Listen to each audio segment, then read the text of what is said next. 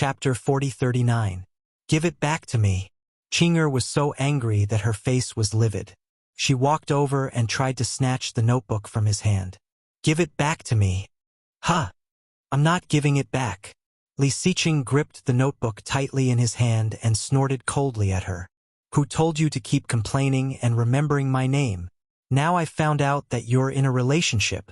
You're a class committee member, yet you're leading a student in a relationship. What would your mother, the head of teaching, think if word got out? You! Give it back to me. Qing'er was so angry that she cried and screamed. Li Siqing wanted to tease her. I'm not giving it back. Why don't you come and snatch it from me? Li Siqing jumped onto the podium and held the notebook high. Qing'er could not reach it no matter how hard she tried. She was not as tall as him to begin with. Now she could not snatch it from him. Do you know you use family background? You're not even pretty enough. Why would anyone take a fancy to you? His father is the chairman of Shengyu Corporation and is worth hundreds of millions. His mother is the popular movie queen Yun Shishir. Are you worthy of him? What? As soon as Li Siqing finished speaking, the others exclaimed, You Yu's mother is a superstar? If Li Siqing had not said it, many people would not have known. Yes, my dad said it. My dad once attended a cocktail party held by Shengyu Corporation and saw Yu standing with his parents. Many celebrities attended the party. I saw Hua Jin holding Yu. Wow! Hua Jin. I love Hua Jin so much. Is what you said true? If you don't believe me, come back and ask Yu. Li Siqing was quite proud. It seemed that he was the only one in the class who knew about Yu's family background. A smug expression appeared on his face. Qing'er was also a little stunned. She did not know about Yu's family background, so she was a little surprised when she heard it. Yu's mother was the superstar Yun Shishir. Why hadn't Yu mentioned this before? When Qing'er reacted, she immediately realized that now was not the time to think about this. She glared at Li Siqing, suppressed her anger, and said to him, Come down quickly. It's dangerous to stand so high up. What if she fell? Also, this notebook contains my private information. You can't read it. Give the book back to me immediately. Otherwise, what will you do? Are you going to tell your dean's mother? Li Siqing snorted coldly. What else can you do besides snitching? Also, you don't have to pretend to care about me. Why should I listen to you? Let me tell you, many people in the class don't like you as a class committee member. You're the only one who thinks too highly of yourself. You have no right to order me to do anything. At home, my parents have never ordered me to do anything. What right do you have to be so fierce to me? Qing'er finally cried out of anger. She bit her lip hard and tears fell drop by drop, but she did not know what to do. She squatted on the floor sadly and covered her face as she cried bitterly. For a moment, everyone was stunned. They didn't expect that things would turn out like this. Seeing Qing'er crying, they didn't know what to do for a moment. Yu and Xiaoyichen had just entered the classroom when they saw this scene. Xiaoyichen saw Li Siqing standing on the podium with a notebook in his hand. Qing'er was squatting by the side, crying sadly. He did not know what was going on. Chapter 4040. Xiaoyichen frowned and asked, What's going on? It had to be said that Xiaoyichen and Yu had WeChat accounts in class. Their WeChat accounts were even higher than those of any of the teachers. As soon as spoke, Li Siqing immediately replied obediently, Yichen, you came at the right time. Guess what I found? Xiaoyichen glanced at him and said unhappily, Get down from the podium. Oh, Li Siqing listened to Xiaoyichen's words and jumped down from the podium obediently. He went up to them and presented Qing'er's notebook in front of them, as if he was presenting a treasure. Can you guys guess what this is? Gong Fan was not interested. Xiaoyichen looked at Qing'er, who was squatting and crying, and vaguely felt that Li Siqing was the one who made her cry. What's going on? Why is Qing'er crying? At the side, a boy mustered up his courage and said, Li Siqing peeked at Qing'er's notebook. There's a love letter written by Qing'er to Yu. Qing'er saw it and was so angry that she cried. Li Siqing glared at them and said, Do I need you to speak? Gong Fan heard this and frowned. He looked at Qing'er with a complicated expression but did not say anything. However, he did not look too good. Li Xiqing saw that Gong Fan's expression was not good and guessed that he must be angry. However, he was confused. Why was he angry? Li Xiqing had to admit that he was very good at reading people's expressions. Therefore, he could tell that Gong Fan did not look good. He must be angry. However, he did not know why he was angry. However, he restrained himself a lot. Xiao Chen said expressionlessly, "Stop fooling around. Return the notebook to Qing'er." Li Xiqing heard this, and even though he was unwilling, he did not dare to go against Xiao Chen's wishes. Although Xiao Chen usually looked carefree, he had a lot of prestige among the boys. Between boys, even if they didn't advocate martial arts, fighting was inevitable. However, ever since Xiao Chen had started school, he had never lost a battle. Even when he fought with his seniors, he was a heaven-defying existence who could take on 10 people at once. Boys had a mindset of worshipping the strong. Therefore, little Ichen's popularity and prestige among the boys were extremely high. Li Xiqing was even more shrewd. Although he was young, he knew that Xiao Chen's family was much more powerful than his. Therefore, he knew that he could not afford to offend this child. At such a young age, he had learned to be snobbish from his father, who was a businessman. When Li Xiqing heard Xiao Chen's words, he didn't continue to make things difficult for Qing'er. He reluctantly walked over and returned the notebook to Qing'er. However, Qing'er did not raise her head. Instead, she covered her face with her hands. She was so sad that she started to cry. After being fooled around by Li Xiqing, she had lost all her face. Children also valued face, especially girls. They were very thin-skinned. After Li Xiqing's nonsense, they could not raise their heads to face their classmates. Li Xiqing felt a little helpless. Qing'er ignored him, and Li Xiqing could not do anything about it. Hence, he turned to look at Xiao Chen with an embarrassed expression. "What should I do? She's ignoring me." "What did you do?" "She's ignoring you," Xiao Chen said coldly. "Did you bully her?" Li Xiqing did not speak. As a boy, how could you bully a girl? That's too embarrassing. Xiao Chen especially disliked boys who bullied girls. Chapter 40-41. Li Xiqing couldn't help but feel a little guilty. He stammered, "I didn't bully her. I just felt that it was a novelty, so you showed her the love letter?" Xiao Chen's gaze turned even colder. Li Xiqing didn't say anything else and lowered his head guiltily. Gong Fan suddenly opened his hand and said, "Give it to me." Li Xiqing was stunned for a moment. At first, he didn't understand what he meant. It was only when he saw his open palm that he understood that Gong Fan was asking for the notebook. Hence, he obediently handed the notebook over to him. Gong Fan put the notebook back on the table and walked to Qing'er's side. He leaned over slightly and held her arm. "Get up," he said quietly. His voice wasn't loud, but it was loud enough for her to hear clearly. However, Qing'er didn't want to get up and face him. Originally, writing a love letter was a more private matter. Now that it was publicized, it was extremely embarrassing. Now that the fact that she liked you was an open secret in class, she couldn't face her classmates anymore. Gong Fan saw that she was burying her head in the notebook. He frowned slightly and sighed. Liking someone isn't something to be embarrassed about. The moment he finished speaking, the people around him were stunned and a little surprised. Everyone knew that Gong Fan was speaking up for Qing'er when he said that. When Qing'er heard this, she was a little surprised. She finally lifted her head and looked at him pitifully with a pair of tear-stained eyes. She didn't know what to do. She didn't want this matter to trouble Yu because of her. She felt that it was all because of her that Yu was implicated. Otherwise, there wouldn't be such a problem. It's going to be lunch break soon. Don't squat here. It was rare for Gong Fan's voice to be gentler. Go back to your seat. Okay.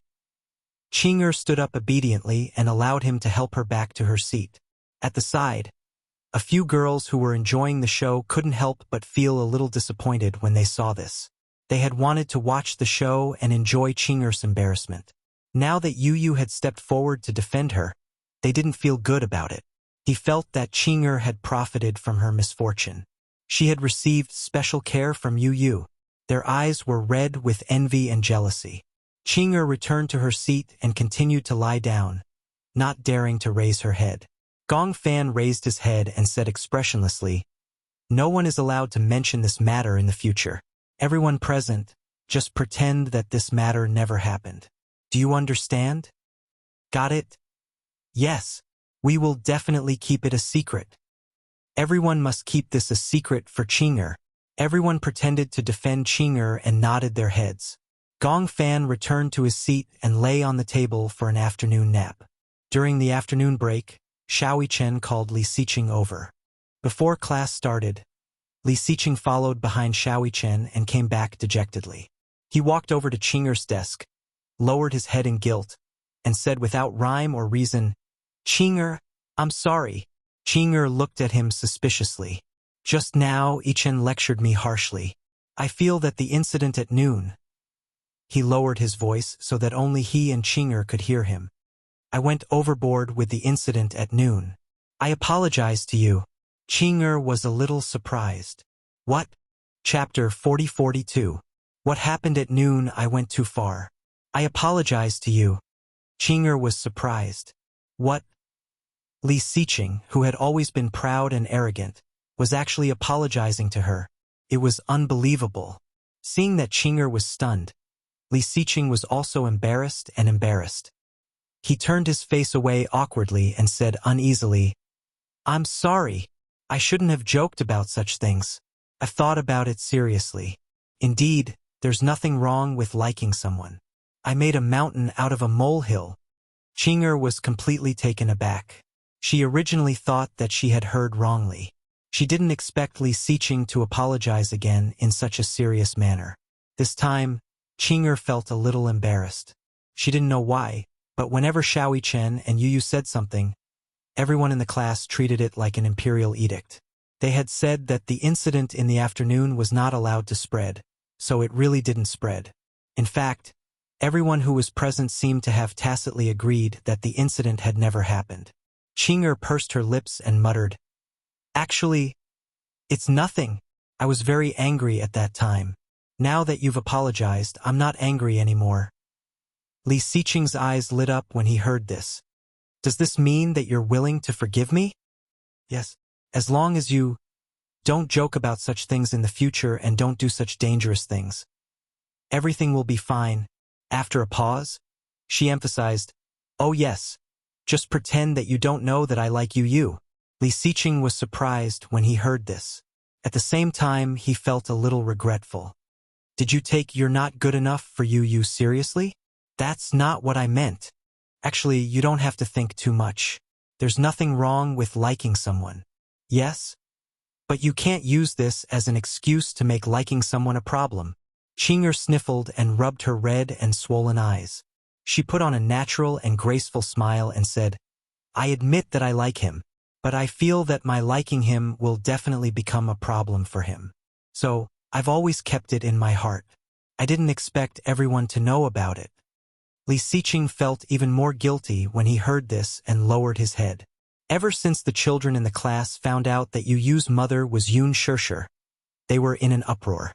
There were often children who ran excitedly to his and Xiao Yichen's desks, rubbing their hands and begging, "Please, does your mommy know the FX youth group?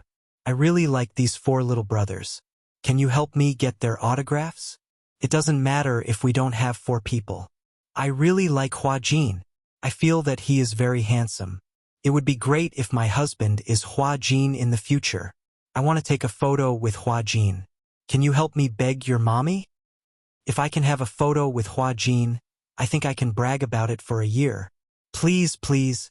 At night, before dinner, Xiao Yichen leaned against the bar counter thoughtfully and watched as Yun Shishir busied herself. After frowning for a long time, he finally spoke. "Mommy." "Yes?" Yun Shishir finally looked up and glanced at him. She raised her eyebrows and asked, "What's the matter? Is Uncle Hua Jin very popular now?" "Yes, very popular." "Why?" Chapter 40-43. Yun Shishir stared at the oven as she said, "Uncle Hua Jin's career is at its peak now. Although his popularity could not be compared to when Gu Xingze was at his peak, it was not far off. No wonder. So many of his classmates were asking him for autographs and photos. Uncle Hua Jin is really popular these days.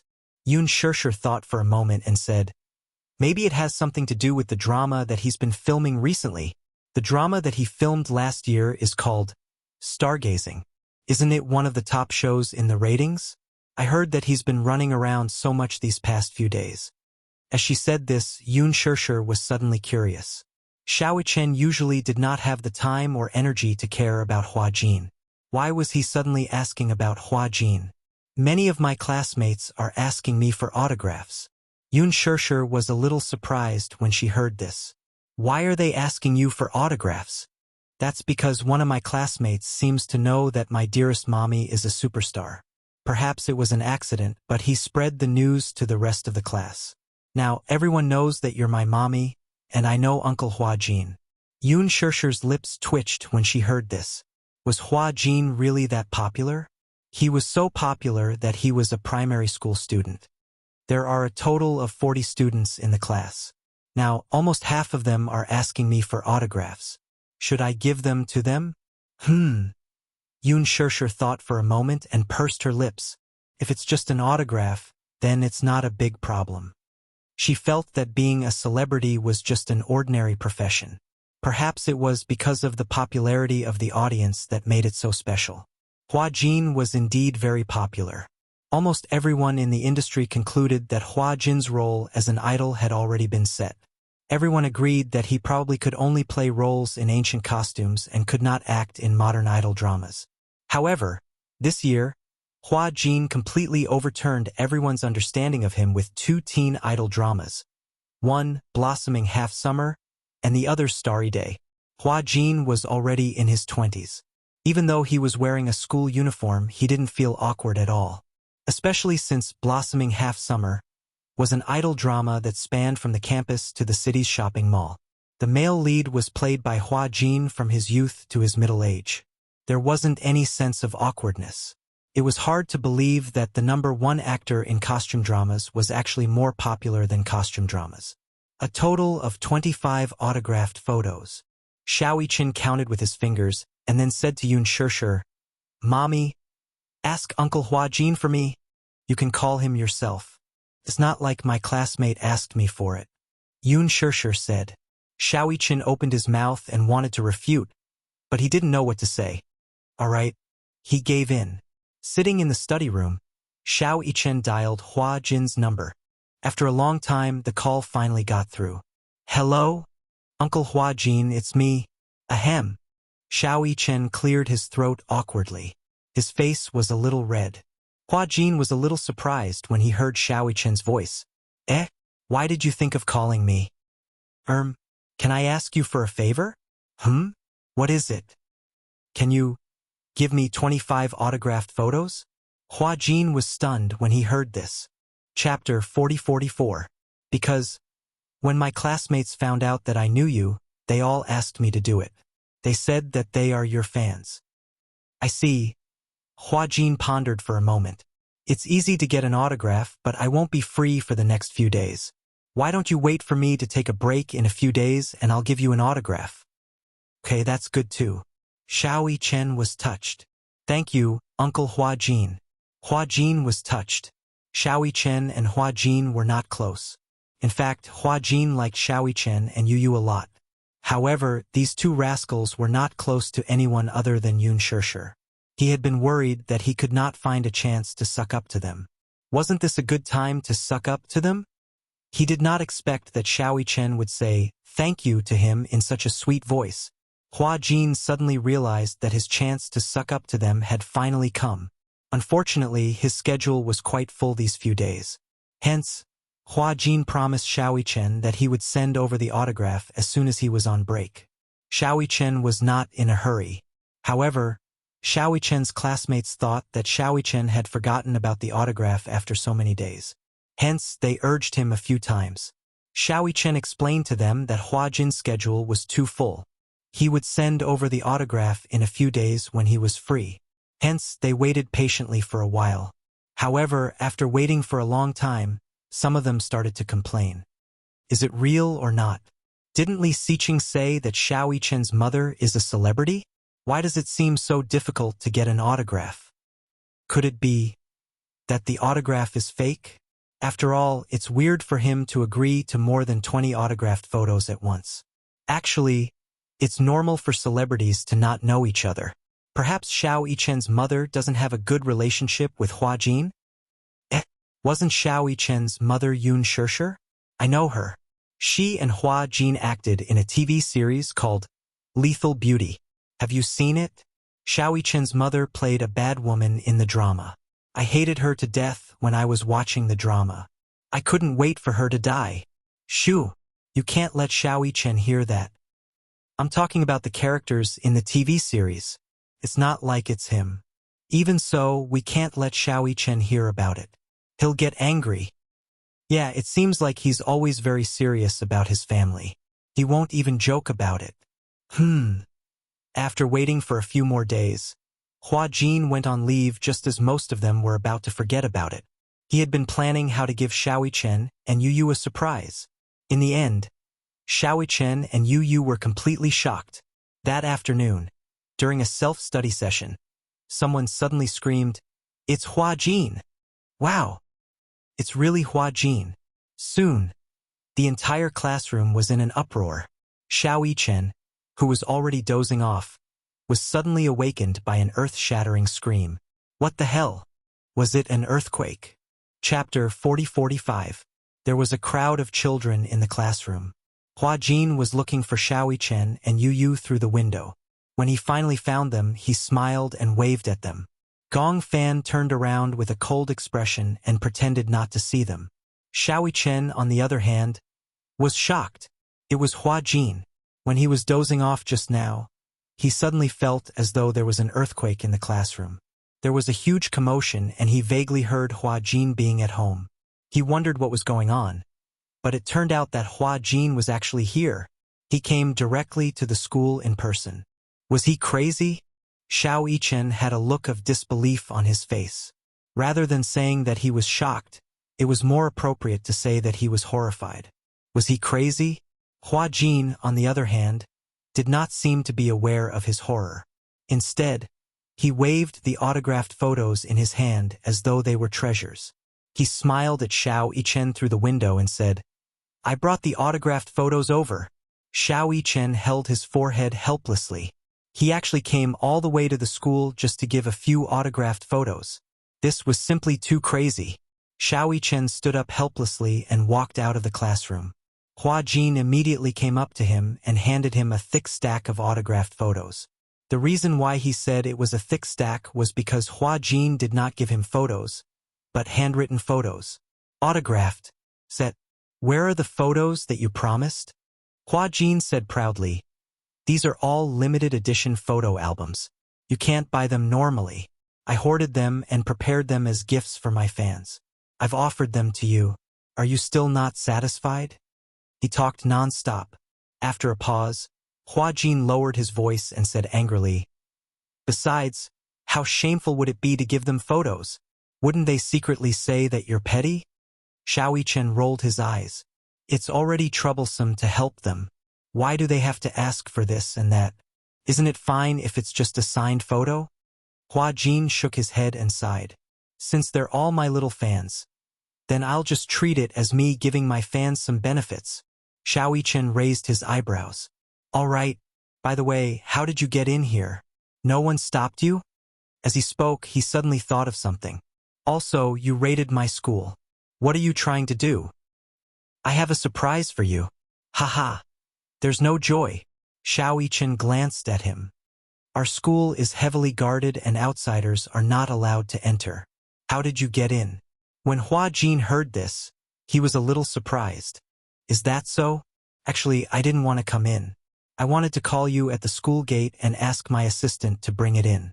In the end, when I reached the entrance, the security guard recognized me. Then, the principal who was on duty at the school gate welcomed me in." As he spoke, Hua Jin pointed behind him. Xiao Yichen looked in the direction he was pointing at. He saw the purchasing teacher, a few deans from the education department, the vice principal, and the security guard standing behind Hua Jin excitedly. They were all smiling politely. Where was the moral integrity that was promised? Was the disciplinary teacher who was staring at Hua Jin with a smitten smile really the strict teacher who always preached that nothing can be accomplished without rules? Little Yi Chen swallowed his saliva. When Hua Jin saw that Little Yi Chen was staring at a teacher, he immediately said, "This teacher seems to be a fan of mine too. Unfortunately, I only brought so many autographed photo albums with me. I couldn't give her a set, so she asked me for a group photo." Chapter 40-46. Xiao Yichen looked as if she had seen a ghost. "She's your fan?" It was hard to imagine. The strict discipline teacher in her impression was actually Hua Jin's fan. Recently, Hua Jin's dramas had become very popular. Therefore, many people had become Hua Jin's fans. "Hua Jin, are you here to pick up Xiao Yichen from school?" The discipline teacher asked cautiously. Hua Jin nodded. "Yes, school should be over soon. I'm waiting to pick up the two of them and go home together." The discipline teacher hummed in acknowledgement and looked at Little Yi Chen enviously. She envied Xiao Yichen for being able to interact so intimately with Hua Jin. She even had her idol personally pick her up from school. She wished she could become Xiao Yichen. Even if it was just for a moment, she would be happy. Gong Fan sat in the classroom and yawned. He leaned on the table and ignored what was happening outside the window. It was as if Hua Jin's appearance had nothing to do with him. The children in the classroom were in an uproar. They all got up and ran to the window and door. When the discipline teacher saw this, she immediately stormed into the classroom and said sternly, "Focus on your self-study. Don't look around." "Wow, that's too much. We're acting like a die-hard fan in front of Hua Jin. What's wrong with us looking around?" Many students lowered their voices and muttered unhappily. After the discipline teacher left, a group of people looked out of the window curiously. Many of the children were amazed by Hua Jin's good looks. "Wow, I didn't expect him to be better looking in real life than on TV. Don't many people say that celebrities don't look as good in real life as they do on TV? I think Hua Jin looks really handsome in real life. He's really handsome." Hua Jin was much more handsome in real life than on TV. Although Hua Jin didn't want to admit this, he really didn't look good on camera. In fact, his face looked chubbier in TV. In real life, Hua Jin's beauty was undeniable. Celebrities and ordinary people were really different. Hua Jin stood outside the corridor. Although he was only wearing ordinary clothes and a cap, it could not hide his shining physique. Not long after, Hua Jin and the class teacher walked in. Then, according to the name list that Xiao Yichen had given them, they handed out autographs and photos to the children. The classroom was in an uproar. Round after round of exclamations rose and fell. After school, Hua Jin waited at the classroom door for Xiao Yichen and Yu to pack their bags. He told his assistant to wait outside the school gate, but the assistant was worried that a public figure like him standing in the corridor would cause a commotion and congestion when parents came to the classroom to wait for their children to finish school. Hua Jin, on the other hand, felt that with such a large group of people surrounding him, it would only attract more attention. So, Hua Jin sent his bodyguard and assistant away and waited outside the door alone. Not long after, the parents who came to pick their children up from school also arrived. Just as the assistant was worried, Hua Jin was indeed dressed casually, but it couldn't hide his shining aura at all. However, many people were only suspicious and didn't take it to heart. Still, some people recognized him. "Is that Li Ziyu? That's impossible. Why would Li Ziyu come here?" Chapter 40-47. That's true. He's a superstar. Why would he come to a primary school? Everyone heard this. That's true. Hence, they didn't take it to heart. Hua Jin stood quietly among the group of parents until Xiao Yichen and Yu walked out of the classroom with Hua Jin. The other children walked out and told their parents in surprise that the person who had been waiting at the classroom entrance was Hua Jin. All the parents were shocked. So it really was Hua Jin. However, a few teachers immediately rushed over and instructed the parents not to spread the news of Hua Jin entering and exiting the school. Otherwise, if the media were to find out about it, they would definitely fabricate reports about it and spread rumors about it. The three of them arrived at the school gate one after another. However, they suddenly saw a raptor parked at the school gate. It was such a big car that it was almost the most eye-catching car at the school gate. Hua Jin glanced over and saw Gong Jie leaning against the raptor. He was so shocked that his eyes widened. Gong Jie. D***MN. Why was he here? Xiaoi Chen was surprised to see Gong Jie. However, he immediately remembered and said, "Oh, I remember now. Uncle said that he would pick us up from school today." Hua Jin frowned and asked, Didn't the chauffeur pick you up? Something happened at the chauffeur's house today. I heard that his wife had an accident and was hospitalized. He had to take care of her at the hospital. Because it happened so suddenly, he asked Uncle to pick us up. When Hua Jin heard this, he broke out in a cold sweat and immediately said, "Let's pretend that we didn't see him. Let's go." Xiaoi Chen's lips twitched when he heard this. He was a little embarrassed and said, "Is that really okay? If Uncle didn't see us, he would be very angry." Gong Fan raised his eyebrows but didn't say anything. Xiaoi Chen was a little worried. Uncle can be very scary when he gets angry. Hua Jin was speechless. He pondered for a moment and then said quietly, "How about this? I'll leave first. You can follow him home. Okay?" Xiaoi Chen was about to nod when he stared blankly behind him with a horrified expression. Hua Jin saw his horrified expression and didn't react at first. He turned around abruptly and almost bumped into Gong Jie's chest. Hua Jin was speechless. He slowly raised his head and saw Gong Jie looking at him condescendingly with a cold smile on his face. Hua Jin was not short. At 1.8 meters, he was considered very tall, but Gong Jie was 8 to 9 centimeters taller than him. Don't underestimate this height. It was enough for Hua Jin to look up to him. Damn it, did he have to be so tall? When Hua Jin saw him, he greeted him awkwardly. What a coincidence. Ha ha. He laughed awkwardly and rubbed his hands. He was obviously very guilty. His lips curled into a lukewarm smile as he retorted, "Who's the one who wants to leave quietly? Why? Did you see a ghost?" Hua Jin shook his head in horror. No. The corners of Gong Jie's lips curled upward, and the fear in Hua Jin's eyes intensified. Why did he have to stare at him with such a terrifying expression? "Well, I have something to do. I'll leave first." Hua Jin shrunk his neck and was about to escape when Gong Jie raised his hand and grabbed him by the back of his collar. Chapter 40-48. Gong Jie sat in the driver's seat and adjusted the rearview mirror. Hua Jin's pale face was reflected in the mirror. He didn't know why, but he felt as though he had been scared silly and was dumbstruck. Looking at his soulless and empty eyes, Gong Jie suddenly felt like laughing, but he held it back and snorted nonchalantly. Hua Jin shivered again. Gong Jie gave him a meaningful glance and put on his seatbelt as though nothing had happened. Gong Fan sat in the front passenger seat. When he got into the car, he crossed his arms and looked calm. Hua Jin felt as though he was in an icehouse filled with despair. Who's going to save him? Hua Jin gulped and asked carefully, "Where are we going?" Gong Jie asked him back expressionlessly, "Where do you want to go?" Hua Jin said weakly, "Actually, I have something to do tonight. Walking around? Why are you so afraid of me? I'm not going to eat you up." Hua Jin frowned, but he sighed in his heart. How infuriating. He also felt that it was very strange. He didn't know why, but Gong Jie had left a very deep and terrifying impression on him. He felt that he was a super dangerous person. However, Hua Jin also knew that no matter how much Gong Jie disliked him, he wouldn't do anything to him. He wouldn't kill him or eat him up, but his fear of Gong Jie was instinctive.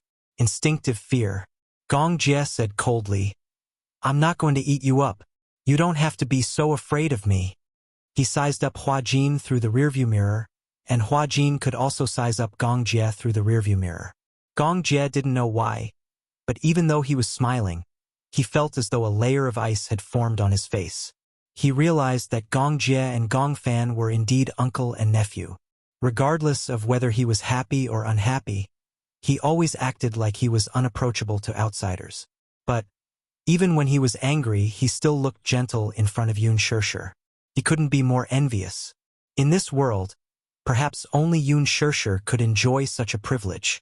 Originally, the atmosphere between Hua Jin and Xiao Chen was very harmonious.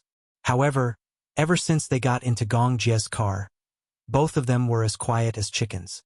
Although Xiao Chen and the Gong Jie seemed to be getting along well, in reality, Xiao Chen was also relatively quiet in front of the Gong Jie.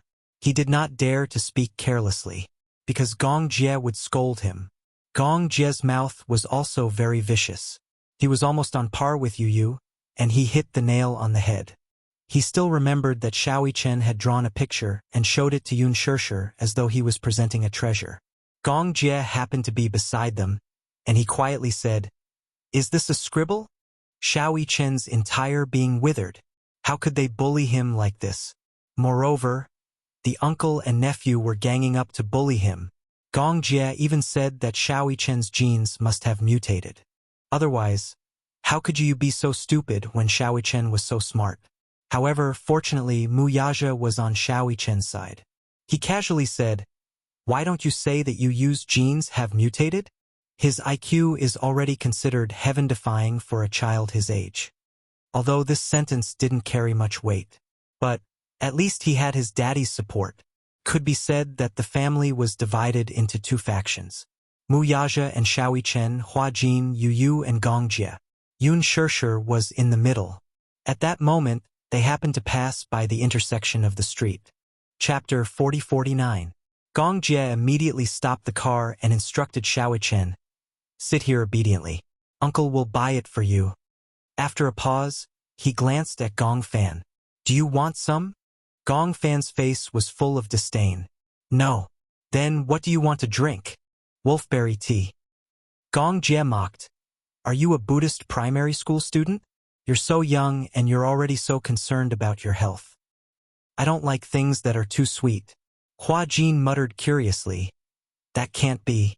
Doesn't Yu like sweet things?" In the past, Yu especially liked to drink cola. Other than cola, she also loved other sweets. However, Gong Fan was different. He only drank cola and politely declined other sweets. Gong Jie looked at Hua Jin again. "What about you? Are you treating me to a drink?" Gong Jie raised his eyebrows and was a little displeased. "What else? You?" "No. There are too many people." Gong Jie didn't say anything and only instructed him to take care of the two children. The car door closed with a bang, leaving Hua Jin and Xiao Chen looking at each other. Gong Fan said, "Why does it feel like a husband asking his wife to take care of the children?" When Hua Jin heard this, his face turned red with anger. "Hey, don't spout nonsense." Gong Fan said, "I'm just spouting nonsense. Why are you so agitated?" Hua Jin was speechless. When Xiao Chen heard this, he held back his laughter the entire time. His shoulders shook as he secretly laughed. After hearing what Gong Fan said, he also realized that it was true. From the looks of it, his uncle was really like a husband who went out to work, and Hua Jin was like a stay-at-home wife who stayed at home to take care of the children. When he thought about it, it really did look like it. Xiao Chen covered his mouth and snickered. Hua Jin complained, "What are you laughing at?" Now that he says it like that, it's quite vivid. Little Li Chen put on a serious face. "Seriously speaking, have you considered my uncle's offer? He's so handsome and rich. If you follow him, you can be at ease and be the Gong Madam." Hua Jin looked at him with disdain. "Are you trying to sell me out? I'm betraying my uncle." Speak of the devil. When Gong Jie returned with the milk tea and opened the car door, Xiao Chen was stunned. "Uncle, how are you so fast?" This was the entrance of the bustling city, a street full of delicacies. Usually at this time, there would be a long queue in front of the milk tea shop. It had only been a few minutes and he had already bought it back. Gong Jie frowned. "Is that so?" I said I was in a hurry, and the group moved aside. Xiao Chen couldn't help but feel suspicious. "Did you threaten them?" "No," Gong Fan said coldly. Even if he didn't threaten them, just a glance was enough to scare them out of their wits. Gong Jia passed the goji berry tea to Yu Yu and the pudding milk tea to Xiaoichen. When Hua Jin took the remaining cup, he was surprised to find that it was his favorite matcha flavor. He didn't tell Gong Jia that he liked the matcha flavor. Instead, he said it was up to him. Gong Jia also bought it casually. What's wrong? You don't like this flavor? Hua Jin was stunned and immediately replied, No, I like this flavor. Did you buy it casually? Gong Jia was taken aback as well, and his brows furrowed slightly. At the side, Gong Fan interrupted, Uncle also loves matcha flavor the most. Hua Jin was surprised. You like the matcha flavor too? Yes. Chapter 40-50. Hugging the matcha milk cap, Hua Jin sucked a mouthful of the milk through the straw, feeling completely satisfied. Gong Fan took a sip of wolfberry tea and frowned. He put it aside and stopped drinking. Gong Jia was surprised to see this. What's wrong? There seems to be a lot of saccharin. After a pause, Gong Fan said, It's too sweet. Gong Jia was surprised when he heard this. His gaze became more complicated. I recently took over a patient with multiple personality disorder. Gong Jia sat on the sofa while Alice sat opposite him. She poured tea for him and said calmly, This patient has a total of 6 personalities and each of them is independent. Have you started to study this field? If it weren't for your dear nephew, I wouldn't have taken over this patient. Alice sat down and let out a heavy sigh. In the world, there aren't many patients with multiple personality disorder. The proportion of people with dual personality disorder is also very small. However, most of the more complicated conditions are handled by authoritative research institutions. In short, they are test subjects. These patients have been tortured by multiple personality disorder for a long time and have been controlled. Generally, the root cause of multiple personality disorder is because of self-identity disorder. They lose their sense of self-unity and split into 2 or more different personalities. When one personality appears, the other personalities will automatically withdraw. Generally speaking, the main personality has the advantage. As far as I know, the one with the most classifications in the world is Billy Milliken. Billy? Yes, his story was even filmed into a movie. Back then, he committed the crime of rape in Ohio State University. However, he was diagnosed with a rare case of multiple personality disorder because he was acquitted. Gong Jia nodded. I've heard of this person. This person was the only felon in the history of Country M who was exempted from punishment because of multiple personality disorder. After he committed the crime and was arrested, he didn't know what kind of crime he had committed. He underwent a psychological evaluation and was diagnosed with schizophrenia. Alice took a sip of tea and continued. After he was exempted from punishment, he began to undergo a long period of treatment. 2 doctors discovered that he had a total of 24 personalities. However, through treatment, the doctor found that these personality splits are inseparable from his childhood. What do you mean? Billy's mother, Dorothy, grew up on a farm in Ohio. When she grew up, she lived with her husband, Dick. After they divorced, Dorothy moved to Miami and became a singer. There, she lived with a married comedian named Morrison. Dorothy and Morrison had 3 children. Their second son, William, was Billy. After that, a few years later, Morrison died of suicide. Previously, because of gambling debts and alcoholism, he had also committed suicide. After that, Dorothy left Miami with the child and returned to Ohio. Dorothy met Carmo. This man, Carmo, is the key to Billy's schizophrenia. Chapter 40-51. Carmo had 2 daughters, one of whom was the same age as Billy. After Dorothy and Carmo got married, Carmo abused Billy for a long time, including raping him. Before that, because of his father's suicide and his mother's multiple remarriages, Billy already had multiple dissociative personalities. His first split personality was a little girl, Christine, when she was 3 years old. Alice had carefully studied Billy's 24 personalities. Among them, the core personality was Billy. He was 26 years old and had brown hair. The second personality, Arthur, was 22 years old and was British. He was rational and cold. He studied physics, chemistry, and medicine by himself. He could even speak Arabic fluently. He was stubborn and conservative and thought of himself as a capitalist. He was the first person to discover the existence of the other personalities. He was in charge of management and decided who would appear to represent the family. He wore glasses. He could speak Arabic? Yes. Gong Jie was baffled by her words. How could different personalities even have different nationalities? Humans were really mysterious creatures. Gong Jie did not know that there were multiple personalities in the past. So far, many strange incidents have been discovered. Some people, who were originally masochistic when they woke up, started to speak authentic Spanish for no reason. After diagnosis, they were also split personalities. Gong Jie finally understood what was going on. In other words, these personalities are all independent entities. The world where personalities exist is unimaginable to us ordinary people. The information we have is also from the oral accounts of the patients.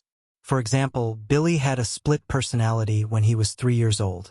When he was 3 years old, he was often called to a corner by the teacher to develop. She was an English little girl. She was smart but suffered from dyslexia. She liked to draw flowers and butterflies. She had blonde hair and blue eyes. These personalities were also oral accounts of the patients. Alice said, "This is the most special thing about Billy. The 24 personalities all liked to draw. These portraits were all drawn by Billy." Gong Jie still felt that it was a little unbelievable. Among so many personalities, there was a personality called Philip. He was 20 years old and had a rough personality. He was from New York and had a strong Brooklyn accent. There was also a personality called Kevin. He was 20 years old and good at scheming. He once planned the robbery of Gray's Pharmacy. He liked to write and had blonde hair. In other words, Gong Jie concluded, these 24 personalities were all different. Some were little girls, some were rough men, and some were gentle writers. The 24 personalities each had their own roles and played different roles. However, the outside world could not tell. Only Billy himself knew. Yes. Will there be hallucinations? Alice stared into his eyes carefully and said slowly, "How scary is it when dual personalities and multiple personalities act up? Let's make an analogy and hypothesis. When you are driving, you suddenly realize that you can't remember what happened on the way, or part of it. When you listen to someone talk, you suddenly realize that you can't hear a part or all of what he said. Persistent, severe headache, especially after the above two conditions appear. I found myself somewhere, but I don't know how I got here." Chapter 4052.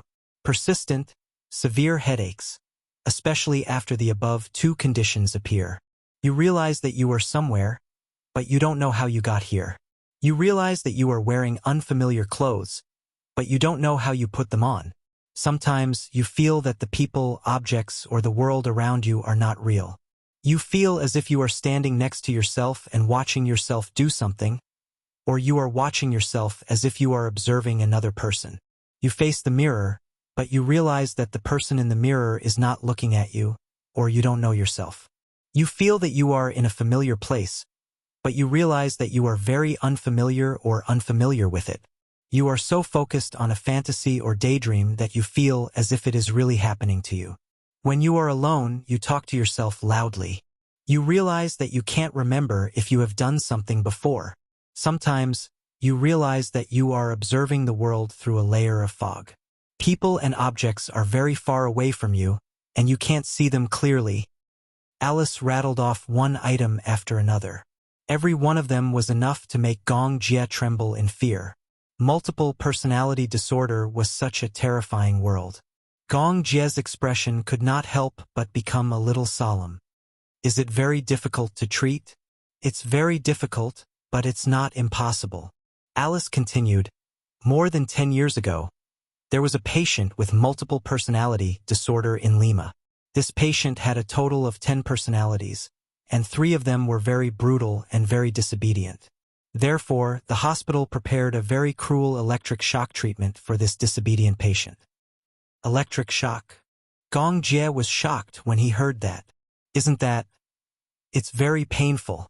Alice faced him. In Lima, Billy also received such painful treatment. After the electric shock, Billy was locked up in the most heavily guarded Ward 9.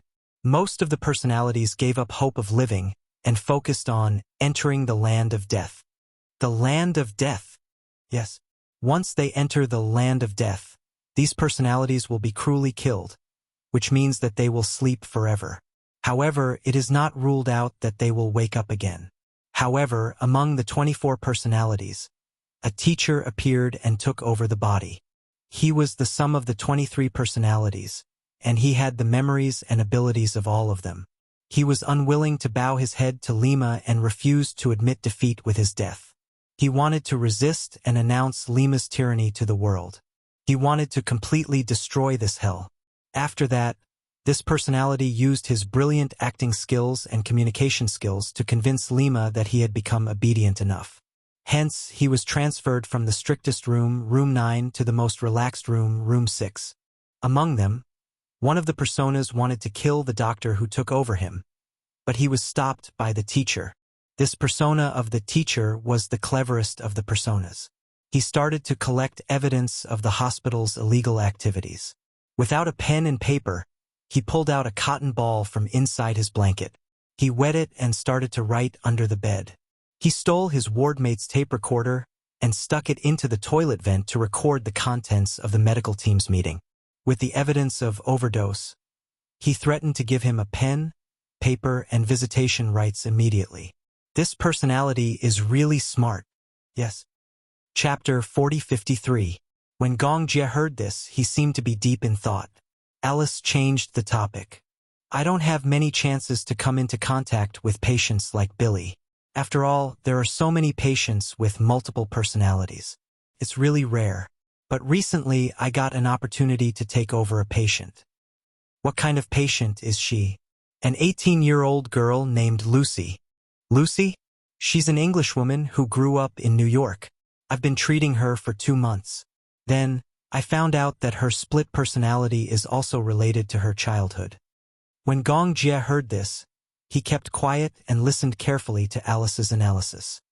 3 years ago, she was sentenced to 80 years in prison because she killed 3 students. However, after the diagnosis, the lawyer overturned the conviction on the grounds that she was suffering from schizophrenia. But, the legal procedures are very strict. Now, the lawyer is still defending her innocence. When Alice talked about Lucy, she seemed to be interested. Actually, putting aside her unfortunate experience, I feel that she's the strangest patient I've ever taken over. To me, taking over such a patient makes me want to find out more. What kind of patient is she? Alice came up with a rough draft in her mind and said tirelessly. When Lucy was young, her mother went through 2 marriages. After that, she married a man who was 3 years older than her. She married him with Lucy. From then on, for 10 years until she was 15 years old, this man had been abusing Lucy for a long period of time. He even sexually assaulted her. The crime she committed was that she murdered 3 seniors from the same school. After killing them one by one, she threw their bodies into the sea. When the case was in an endless loop, she suddenly turned herself in and said that she had murdered the 3 boys. However, when she turned herself in, she also accused the 3 boys of sexually assaulting her twin sister. However, after the police investigated and collected evidence, they found that her accusation was completely false. After checking her from all aspects and collecting evidence, there was no evidence to prove that the 3 boys had done anything to her twin sister. She had 2 cousins in total, and one of them said that such a thing had never happened. However, Lucy said that the 3 boys had violated her twin sister. But, in fact, she did not have a twin sister. Even so, she still insisted on what she said. Later, during the trial, her defense lawyer requested for a psychiatric evaluation. According to the procedure, after the evaluation, they found that she had multiple personalities. Chapter 4054. Later on, her childhood sweetheart, the detective, saw through this and persuaded her to turn herself in. But later on, she found out that these people did not exist at all. They were all her split personalities. These 3 boys did not do anything to her. However, not long after, a girl from the same school stood up and testified that she was the real victim of these 3 boys. At that time, Lucy was also at the scene. She probably saw this scene with her own eyes, and it triggered the unbearable memories of her youth, which evolved into the final situation. In other words, these were all her fantasies, and during the unbearable torture of her youth, she kept splitting up those personalities. That twin sister was just her unfortunate reflection. She wanted to get rid of the unbearable trauma of her youth, so she wanted to forget all the pain and torture. But the more she tried to forget, the more depressed she felt.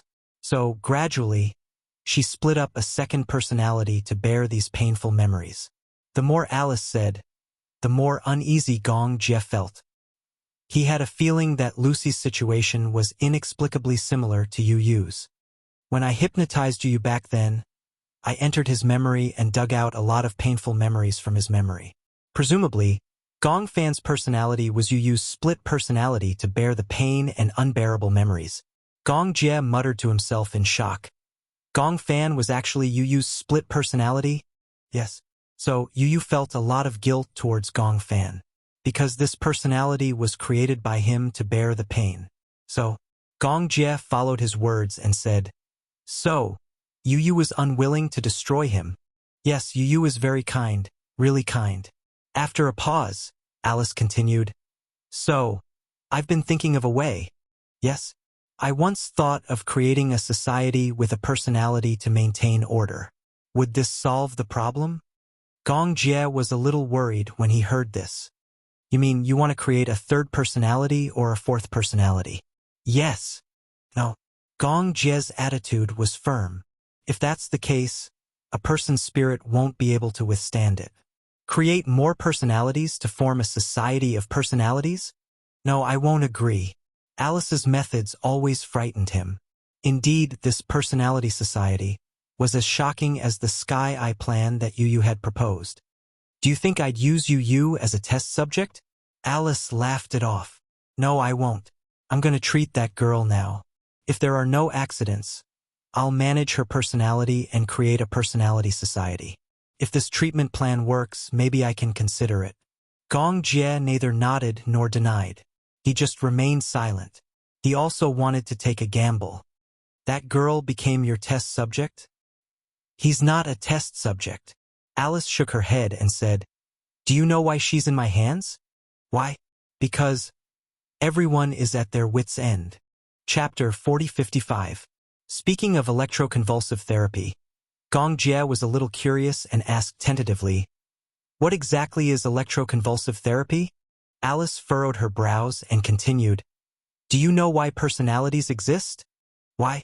Isn't it because the main personality created them?" Alice nodded and said, "Then do you know why it's so easy to create personalities, but so difficult to eliminate them?" "I don't know." "It's because there's almost no difference between the main personality and the secondary personality. Every personality can be seen as an independent entity.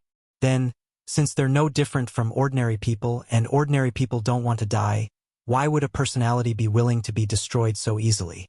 Once they exist, once they're created, they'll be like ordinary people.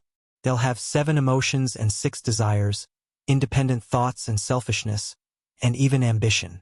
Then, gradually, these personalities will want to occupy the main personality. Therefore, it'll cause a lot of mental stress. Back then, Yu Yu's main personality collapsed because of the intense conflict between the 2 personalities. So, Gong Jie sorted out some ideas. That's why it'll cause a lot of mental stress. That's right. Gong Jie gradually understood. In the past, he didn't understand what it was like to have multiple personalities. But after listening to Alice's explanation, he gradually gained a deeper understanding. "But do you know why some people choose to commit suicide? Are they normal people?" "Yes, because of pain." Alice's tone suddenly became heavier. Because of the indelible pain, whether it's mental or physical, there really is such a pain that makes people want to die. Gong Jie suddenly understood. Electroconvulsive therapy is to let these personalities experience the pain of being born as a human, so they choose to destroy themselves. "Yes, bingo." Alice snapped her fingers and her eyes revealed a look of amazement. You seem to have a lot of potential. I don't want to have such a cruel potential. Gong Jie understood. Using electroconvulsive therapy to let each personality experience the pain of being born as a human, then these personalities would start to get tired of the feeling of being a human body. Then, they would choose to go to the land of death. However, the main personality will also suffer this terrible pain. Alice stared deeply into his eyes. Although this pain is also borne by the main personality, no matter how painful it is, it's not fatal. And you also know that the main personality will never die. The ones who die will only be the other personalities. Gong Jie suddenly felt a bone-chilling coldness. Why would they think of such a cruel treatment? Because they're at their wits' end. Alice sighed again. So, in this world, there are too many unknowns. The only people who truly understand the world of schizophrenia and multiple personality disorder are probably only themselves. The reason why the current medical industry had so much amazing information in this field was because most of it came from the oral accounts of these patients. We have no way of telling whether what they say is true or false. Everything in their world is foreign and unknown to us. Chapter 4056. After a long silence, Alice sighed from the bottom of her heart. I even want to create a second personality in order to cure Yu. At least, I can really explore his world and find the right medicine. Gong Jie was shocked when he heard this. Are you crazy? He had never heard of a doctor deliberately creating a second personality in order to treat a patient with schizophrenia. Is it strange? Aren't scientists all unreasonable lunatics? Gong Jie looked at her strangely. He had always known that Alice was a lunatic. She was a crazy woman. To ordinary people, she might be judged as a cruel woman. When she was sleepy during an autopsy, she would freely drink a bottle of red wine. In the middle of the night, she would study corpses in the morgue. The extent of her obsession with medicine was incomprehensible to ordinary people. In order to cure Yu, she did not hesitate to sacrifice herself? What a joke. Gong Jie said, "You're really crazy." Alice, however, did not think much of it. Many professors who have created epic achievements have created so many medical miracles through countless experiments. Some experiments can be replaced by white mice. Some can be replaced by the voluntary donation of the deceased. However, under other circumstances, most scientists will sacrifice themselves and use themselves as experimental subjects. During the war, many experiments were conducted. Although it was cruel, it also contributed a lot of information to human medicine. That's because some diseases can't be cured without several experiments. So, Gong Jie narrowed his eyes. How do you create dual personality? You have to know that not everyone can have dual personality and multiple personality disorder. Dual personality and multiple personality disorder are not ordinary people. However, before they created these personalities, they were actually ordinary people, right? Gong Jie did not want to listen to her fallacious reasoning. Shut up. No matter what, don't mention this matter again in the future. Alice stared deeply into his eyes and sighed helplessly. Then I really don't know what to do. Gong Jie did not say anything else. Uncle, what are you thinking about? At the dining table, Xiao Chen snapped his fingers when he saw that Gong Jie was in a daze. Gong Jie finally reacted. His eyes regained focus, and his ink-like pupils calmed down. Nothing, I was just daydreaming. On the way back to school from picking up Gong Fan and Xiao Chen, he suddenly recalled the things that Alice had mentioned to him at the headquarters. His thoughts were heavy all the way. Just like what Alice said, dual personality was really a terrible thing. You loved desserts so much, but when it came to Gong Fan, he politely declined all desserts. It was magical, but he also felt heartache. Felt close, but it also felt strange. Now, other than Yu and Gong Fan, everyone had fallen into a vicious cycle. That was, he hoped that Yu's dual personality would be cured and that Gong Fan's second personality would be preserved. Everyone hoped that Yu would be well, but no one wanted Gong Fan to leave. It was really a thorny problem.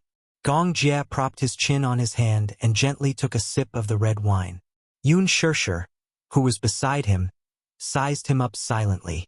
She too knew what was bothering him. It was probably because of Yu. Chapter 4057. It must be because of Yu. However, Gong Jie did not take the initiative to mention it to her, so it was probably not very optimistic. Yun Shirshir did not ask. Although she had been worried about Yu and Gong Fan, it was useless to worry blindly. She might as well let nature take its course and cherish the time she spent with Yu and Gong Fan. Xiao Jie. Don't let your imagination run wild. Eat a piece of steak. Gong Jie came back to his senses and hummed in acknowledgement. Who cooked this steak? Me. Eh? Gong Jie seemed to have discovered a new world. You know how to cook steak? Of course. Yun Shirshir rolled her eyes. I should learn how to cook. Yu seems to have disappeared for 2 days. Gong Jie asked again. Where's Gong Fan? Yun Shirshir said. He's finished eating. He's in the study. Oh. Gong Jie suddenly recalled Alice's words. Actually, I've been thinking about how to coexist with 2 personalities. Do you know? If Gong Fan leaves Yu's body, he will definitely take away all those dark memories. However, the uneasiness and guilt will forever remain in Yu's heart. He has always felt that he owed Yu. His disappearance will cause Yu to completely break down. Was that really the case? Gong Jie felt inexplicably frustrated. In the study, Gong Fan lay on the table and slept for a short while. When he opened his eyes again, they had regained their clarity. Yu raised his head and looked around. Just as he was about to get up, he suddenly noticed a blue notebook beside him. He raised his eyebrows inexplicably and looked around again. Seeing that he was alone in the study, he opened the notebook thoughtfully. When he woke up, he did not know where he was or what he should do. His memories seemed to have stopped 2 days ago. He knew nothing about what had happened to Gong Fan in the past 2 days. It was precisely because of this predicament that he was at a loss. He flipped open the notebook and saw that it was completely different from his, but he recognized Gong Fan's handwriting at a glance. It was written in red pen, clear and dazzling. In the future, we will use this method to contact each other. Yu swept a glance at it, and his pink lips curled up slightly. He understood everything at a glance. It looked like a notepad, but it was more detailed than a notepad. February 1st. At night, lying in bed, I suddenly felt very uneasy. I felt like I was a burden, so I told Mommy about my uneasiness. She gave me a kiss and told me that I was an inseparable part of her. I was very happy. Although the words seemed cold, you could feel Gong Fan's suppressed joy from the words. February 2nd. Today, Qing'er seems to be more enthusiastic towards me than before. Is it because of your appearance? However, I'm not good at talking to girls. She probably thinks that I'm a little lonely and disappointed. In the afternoon, Li Siqing published the love letter she wrote to you to the other classmates and made her cry. How troublesome. I don't know how to deal with such things. In the future, don't create such trouble for me. The wolfberry tea Gong Jie bought is too sweet. Tastes terrible. Xiaoyichen thought that you were back, so he said bad things about me. Idiot. I feel inexplicably anxious and sleepy. I want to sleep, but I'm afraid that if I fall asleep, the one who wakes up won't be me. However, it's okay. At least there's still a place for me. Chapter 4058. Do you like to drink cola and milk tea? It's too troublesome. It's not good to eat too sweet. The more you read these words, the more he laughed. Gong Fan had such an adorable side to him. Could they communicate through the notepad? That was quite convenient. Why hadn't he thought of such a method before? Yu stretched lazily when the door suddenly opened. Little Ichen poked his head in. When Yu saw that it was him, he suddenly thought of a naughty idea. His lips curled up wickedly as he pretended to be solemn, just like Gong Fan's aloof look. What's wrong? He imitated Gong Fan's cold tone. Sure enough, little Ichen believed him. He walked in with trepidation, cleared his throat, and said gently, It's getting late. It's time to sleep. Have you made your bed? Yes, it's done. Little Ichen's eyes darted around. I just finished showering, and I'm already fragrant. Yu stood up slowly and walked in front of Xiaoyichen. He raised his eyebrows and said, Let me smell you. Xiao Chen immediately stood up straight and opened his arms for him to smell. Yu Yu had a serious obsession with cleanliness. Sometimes, when Xiao Chen came home from school and finished his homework, he would let himself loose. He would either pester Gong Jie, Hua Jin, or Lisa to play tennis. When he came home at night, he would be drenched in sweat. Gong Fan and Yu Yu were obsessed with cleanliness and despised him. Hence, they would urge him to take a shower every night and watch him apply body lotion before entering the room. As a result, little Li Chen gradually developed the habit of bathing and showering every day. He even had the habit of applying body lotion after showering. He wasn't so particular in the past. It was all because of his younger brother. Xiao Chen sized up Yu Yu and felt that he was very obedient. Although they were the same person, they were still two separate personalities. No matter how they acted, they wouldn't look alike. He could not help but mutter strangely, "Are you really Gong Fan?" Yu Yu found it funny, but she held it in. "Who do you think I am?" "I think you look like Yu Yu." Xiao Chen tapped his head, feeling a headache coming on. Yu Yu and Gong Fan could not tell the difference. Sometimes, Gong Fan suddenly changed back. If he accidentally said something bad about Gong Fan, that would be terrible. "Ah, you found out." Yu Yu couldn't be bothered to hide it. He didn't know why, but as long as he was in front of Gong Fan, Xiao Chen would become unusually nervous. He couldn't bear to tease him. When Xiao Chen heard this, he suddenly realized what was going on. "You're Yu Yu." "Yes. You tricked me." Xiao Chen complained pitifully. "How could you do that?" Yu Yu laughed and patted his head. "All right, I won't tease you anymore. Don't be angry." Xiao Chen crossed his arms in front of his chest, looking proud. He looked like he wanted to be comforted and hugged. Yu Yu quickly reached out and hugged him. "All right, brother, be good. Don't be angry." Xiao Chen was satisfied when he heard this. He grunted. "Don't do it again." "Okay, I know." "Oh yes, something happened this afternoon." Xiao Chen was about to tell him about Qinger when Yu Yu immediately reacted. "Are you talking about Qinger?" "Eh?" Xiao Chen looked as if he had seen a ghost. "How did you know?" He was instantly alarmed. Yu Yu couldn't have known. Could it be that he was Gong Fan? Chapter 4059. "All right, stop making wild guesses and don't bother about how I found out. Anyway, I'm clear about this matter."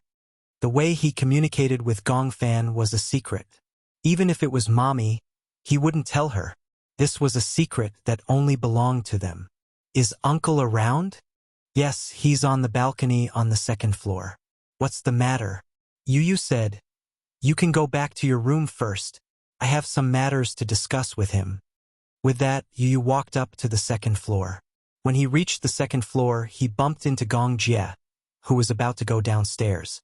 When Gong Jie saw him, he sized him up for a while until he could tell that he was Yu Yu and not Yu Yu.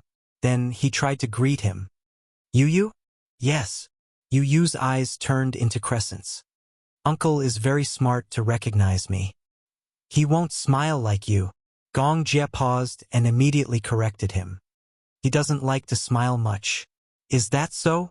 Gong Jie nodded. Actually, it was very easy to distinguish between the two personalities. Gong Fan's personality was cold and indifferent, and it emanated from his bones.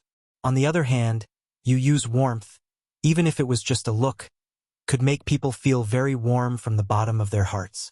This kind of feeling couldn't be changed at all. It was just that, in the past, he didn't realize it.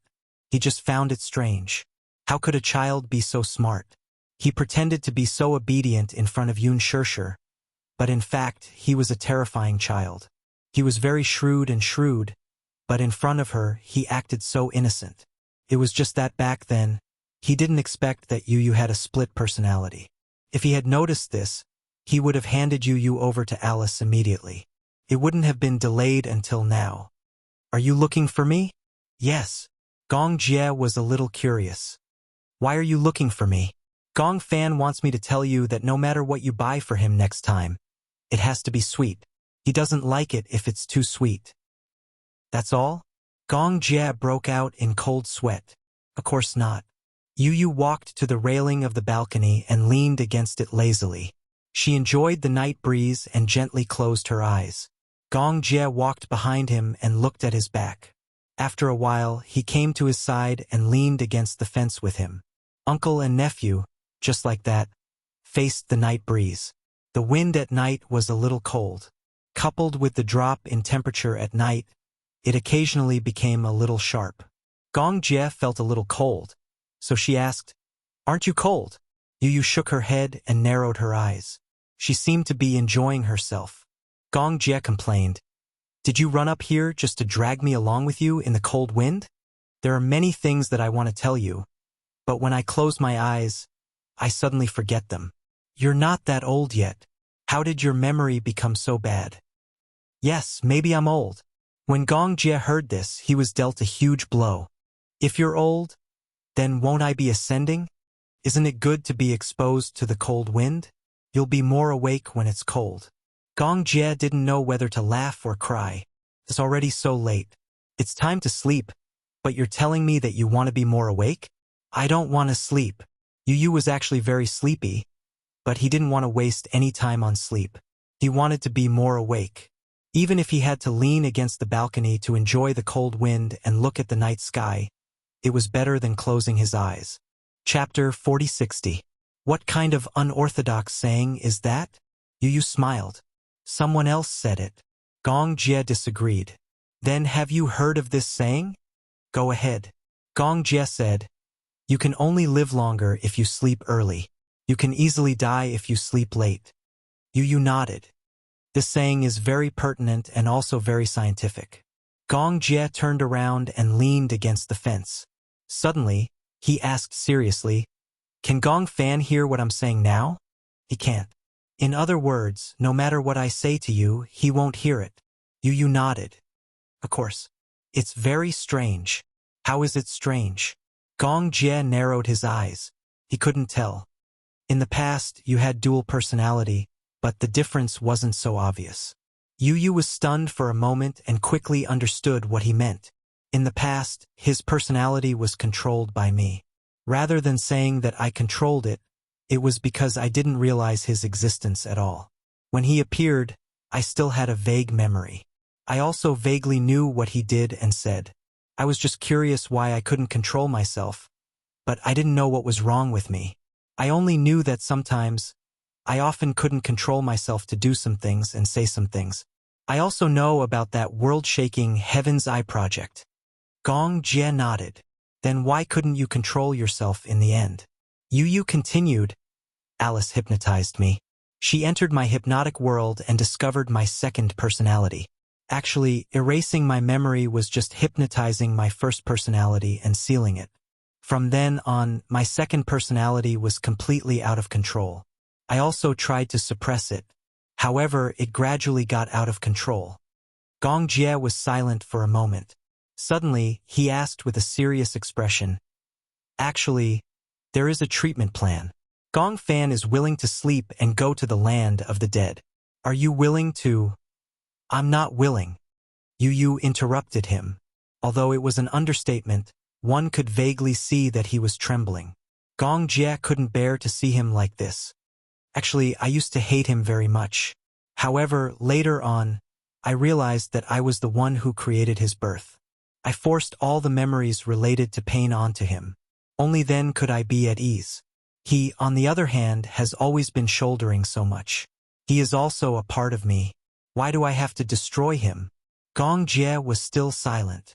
Yu sized him up, and the light in his eyes dimmed. "I know you're worried about me, thank you." Gong Jie ruffled his hair in disdain. "Why are you being so courteous with me? You're not cute." Yu blushed and felt a little helpless. "Do I have to think about something so far away now?" "Of course. Actually, it's not far away at all. Humans have 7 emotions and 6 desires. When you enter your teenage years and have feelings, it's inevitable that there will be a girl you like. If he doesn't like her and rejects her, what will you do?" Yu obviously didn't take it to heart.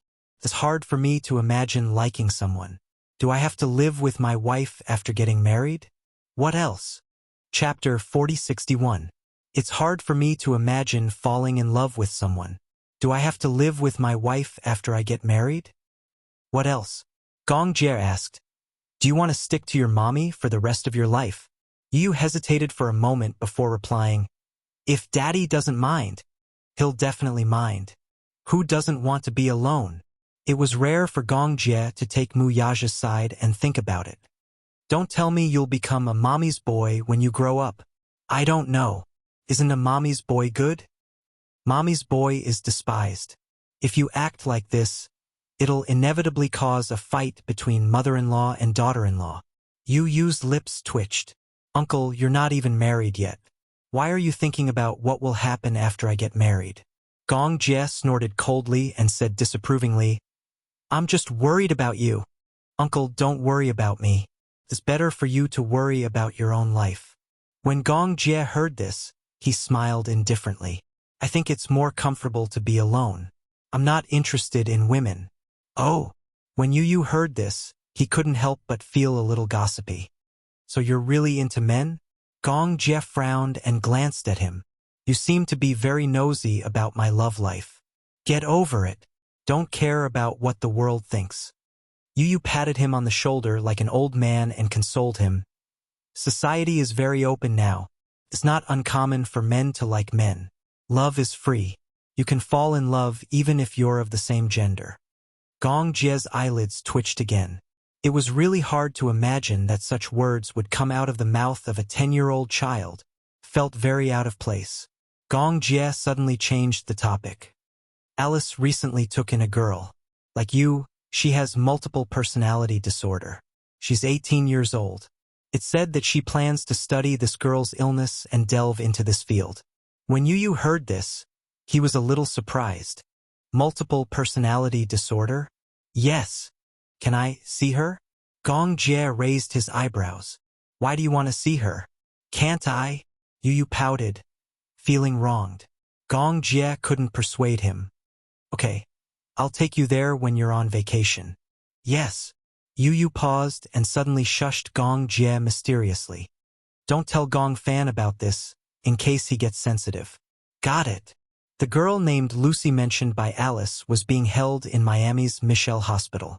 The reason why she was imprisoned was because there was a violent personality in Lucy's personality.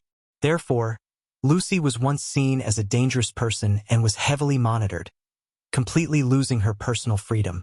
Before Alice took over, Lucy was a patient of Professor Romanka. Professor Romanka was a textbook in the field of psychology and psychiatry. He was also an honorary professor at Michelle Hospital. His attainments in the field of psychiatry and psychology were regarded as authoritative. Lucy was being held in Michelle Hospital and was ordered to refuse all visits. If it weren't for her relationship with Alice, it would be impossible to see her. Before flying to Miami, Alice repeatedly warned Gong Jie not to reveal that Yu had multiple personality disorder when he met Professor Romanka. "This guy is crazy. You have to be careful." Although Gong Jie didn't know why Alice warned him, he agreed unconditionally. Chapter 4062. Alice did not dare to divulge anything. She was afraid that it would be detrimental to Yu if it got out. However, when Gong Jie and Yu arrived at Michelle Hospital, for some reason, Yu felt his eyelids twitch violently when he got out of the car and saw the grand entrance of the hospital. He felt a little uneasy. This hospital gave him a very oppressive feeling. It was like a prison. Children were especially sensitive, especially children like Yu. In short, this hospital left a bad first impression on him. He could not put his finger on it. He felt that this hospital was eerie. "It's like a haunted house," Yu muttered. Gong Jie laughed when he heard that. "Instead of calling it a hospital, it's more like Professor Romanka's private research center." "Research center?" Yu could not help but feel a chill run down his spine when he heard that. "What does it research?" "Of course, it's research on people with multiple personality disorder like Lucy. This Professor Romanka, don't tell me he's experimenting on Lucy and those patients with multiple personality disorder." Anyway, according to Alice, Professor Romanka's methods are appalling. He was also the one who advocated electroconvulsive therapy. However, because it was too cruel and inhumane, it was banned. Yu suddenly sympathized with Lucy. They walked through a long corridor and could not see the end of it. There was a row of floor-to-ceiling windows with colorful church-style prints. It seemed to be related to the mysterious religion of Zong. For some reason, the bright colors were more oppressive than the black and white pictures. Yu held Gong Jie's hand tightly. He felt inexplicably uneasy. He was the one who suggested to take a look, but now he felt like retreating. Gong Jie sensed his uneasiness and held his hand tightly. The warmth of his palm gave him a sense of security. "Are you afraid?" Gong Jie was a little surprised. Yu nodded and then shook his head. He seemed a little conflicted. He kept turning his head and staring at the floor-to-ceiling window. Suddenly, Alice's words came from behind him.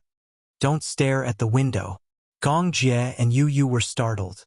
They turned around and saw Alice in a white coat walking towards them. "Don't stare at the patterns on the window," she said. "Why?" Yu was the first to question. "Is there something wrong with the window?" Alice smiled and asked, "Don't you feel uncomfortable staring at it?" Yu was stunned. You must be asking me, how would I know?" "Yes." "Indeed." Staring at the paintings on the glass, Yu did feel a little uncomfortable, even oppressed. "Don't you think this scene is very familiar?" Alice touched his head. Yu shook his head and pondered for a moment. "It does feel very familiar, but I can't remember. It is said that this is a world drawn by one of Lucy's personalities." "What do you mean?" Alice explained. "She said that these paintings are the scenes of the land of death." Yu was startled for a moment as he suddenly recalled it. No wonder he felt oppressed when he stared at these paintings. Chapter 4063. Does Lucy know how to draw? Yes, she knows how to draw.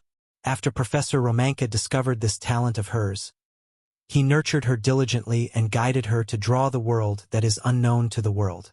Alice walked to his side and lowered her voice. "You shouldn't have come to this place." Yu felt an inexplicable fear in his heart. He didn't know why, but his back was unknowingly covered in cold sweat. Alice said to Gong Jie, "I'll take you to the office first. Wait for me there for a while. I still have something to talk to Professor Romanka about. When I'm done with my work, I'll come and find you." Gong Jie raised his eyebrows. "What's wrong?" Alice sighed.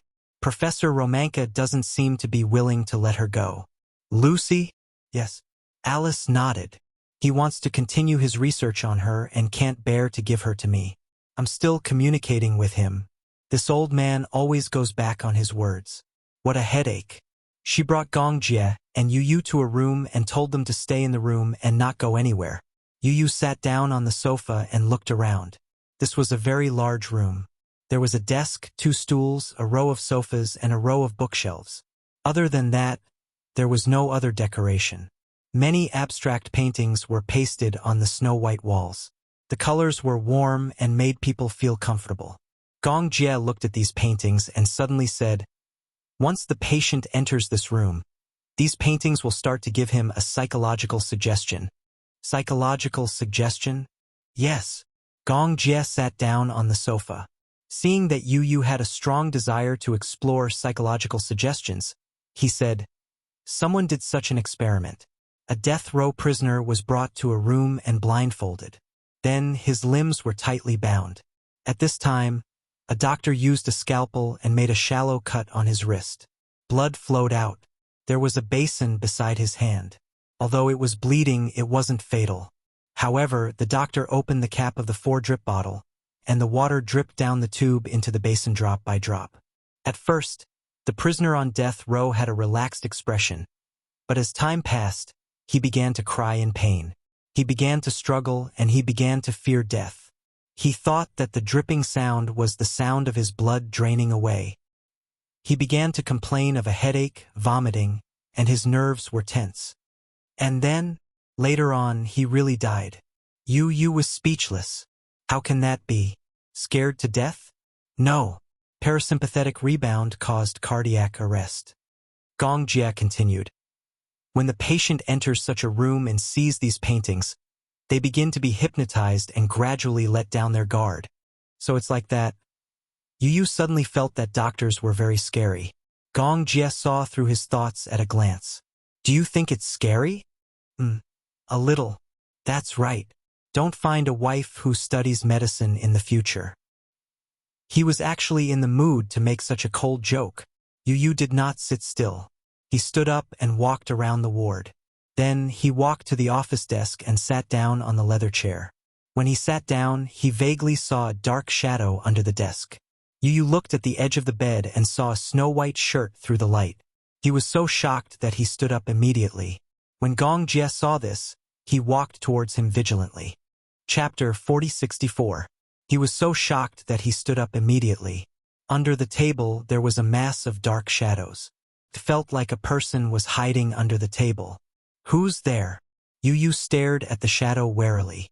When Gong Jie saw this, he walked towards him warily. What's the matter? Yu said to him.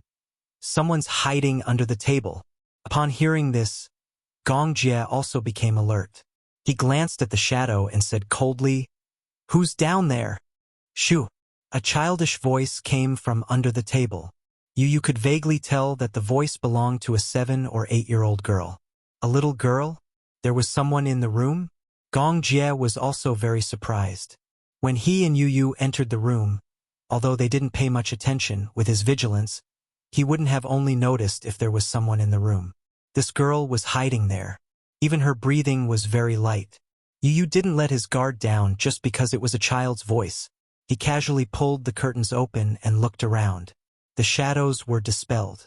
Under the sunlight, a little girl in a white lace one-piece nightgown hugged her knees and squatted under the table. When she saw Yu pull the curtains open, she, who was used to the darkness, instinctively covered her eyes with her hands. She wasn't frightened, but the sunlight was too glaring.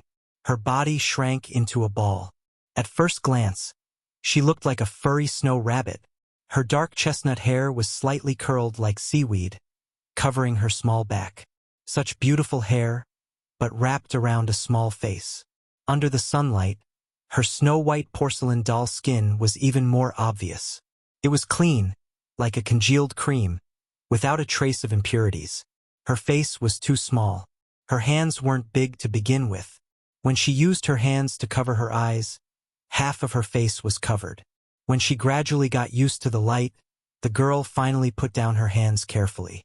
However, when Yu saw her violet eyes, he was stunned. This little snow rabbit's eyes were pure violet. It was too rare.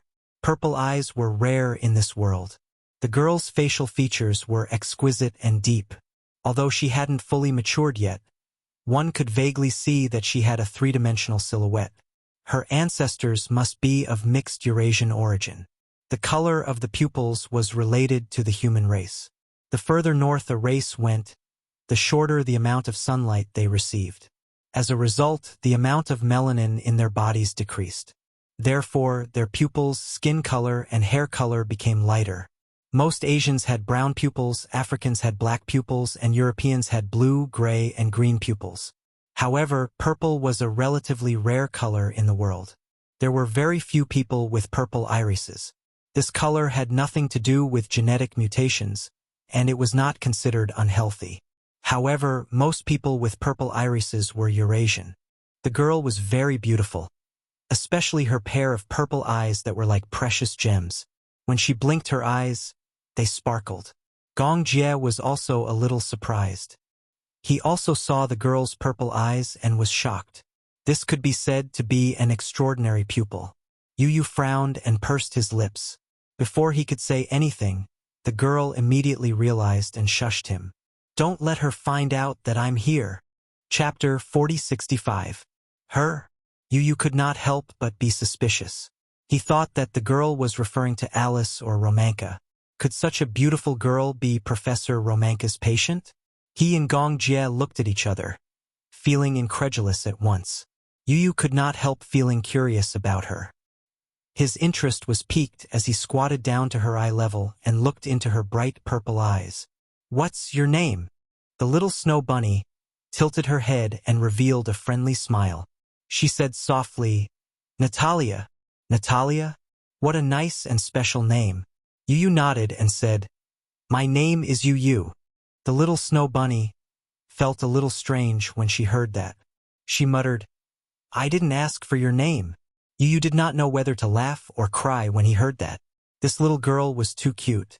Yu pretended to be sad. Don't you want to know my name? The little snow bunny shook her head gently. No. Why? Because I don't know you. The little snow bunny was not as friendly as Yu. She was still curled up in a small corner. Obviously, she did not want to talk to him. Don't talk to me. Otherwise, she will definitely find out about me. Find out about you. Yu was getting more and more curious. Who? Alice? The little snow bunny ignored him. She hugged her knees and squatted in the corner. If one did not look carefully, she really looked like a furry snow bunny. What a strange girl. Just as Yu was feeling puzzled, Alice opened the door and walked in. She looked around and saw Yu and Gong Jie standing by the bed. She asked without much hope, "Did you see a 7- or 8-year-old girl with chestnut-colored hair?" A girl? Gong Jie instinctively glanced under the table when he heard that. Alice did not catch his subtle glance. She continued, "Yes, I think you didn't see her either. Strange. The surveillance camera showed that she came here, but it didn't capture her after she turned a corner. This is a blind spot. A living person just disappeared into thin air." Yu guessed that Alice was looking for her and that Natalia was hiding from Alice. He looked at Natalia, but she kept winking at him with her hands clasped together. She was obviously begging him not to reveal her hiding place. Yu was quick to react. Alice saw him staring at the bottom of the table. She could not help but become suspicious. She walked over and followed his gaze. When she saw Natalia, she saw her. When she saw her, she saw Natalia, and saw Natalia's. Yu's. Too. So you're here, Natalia. I've been looking for you for a long time. Alice pinched the tip of her nose, but Natalia slapped her hand away unhappily. She pouted angrily and glared at Yu. She was obviously blaming him for revealing her hiding place. Yu felt a little wronged. He did not reveal it. Are you playing hide and seek? Alice nodded. Yes, I guess so.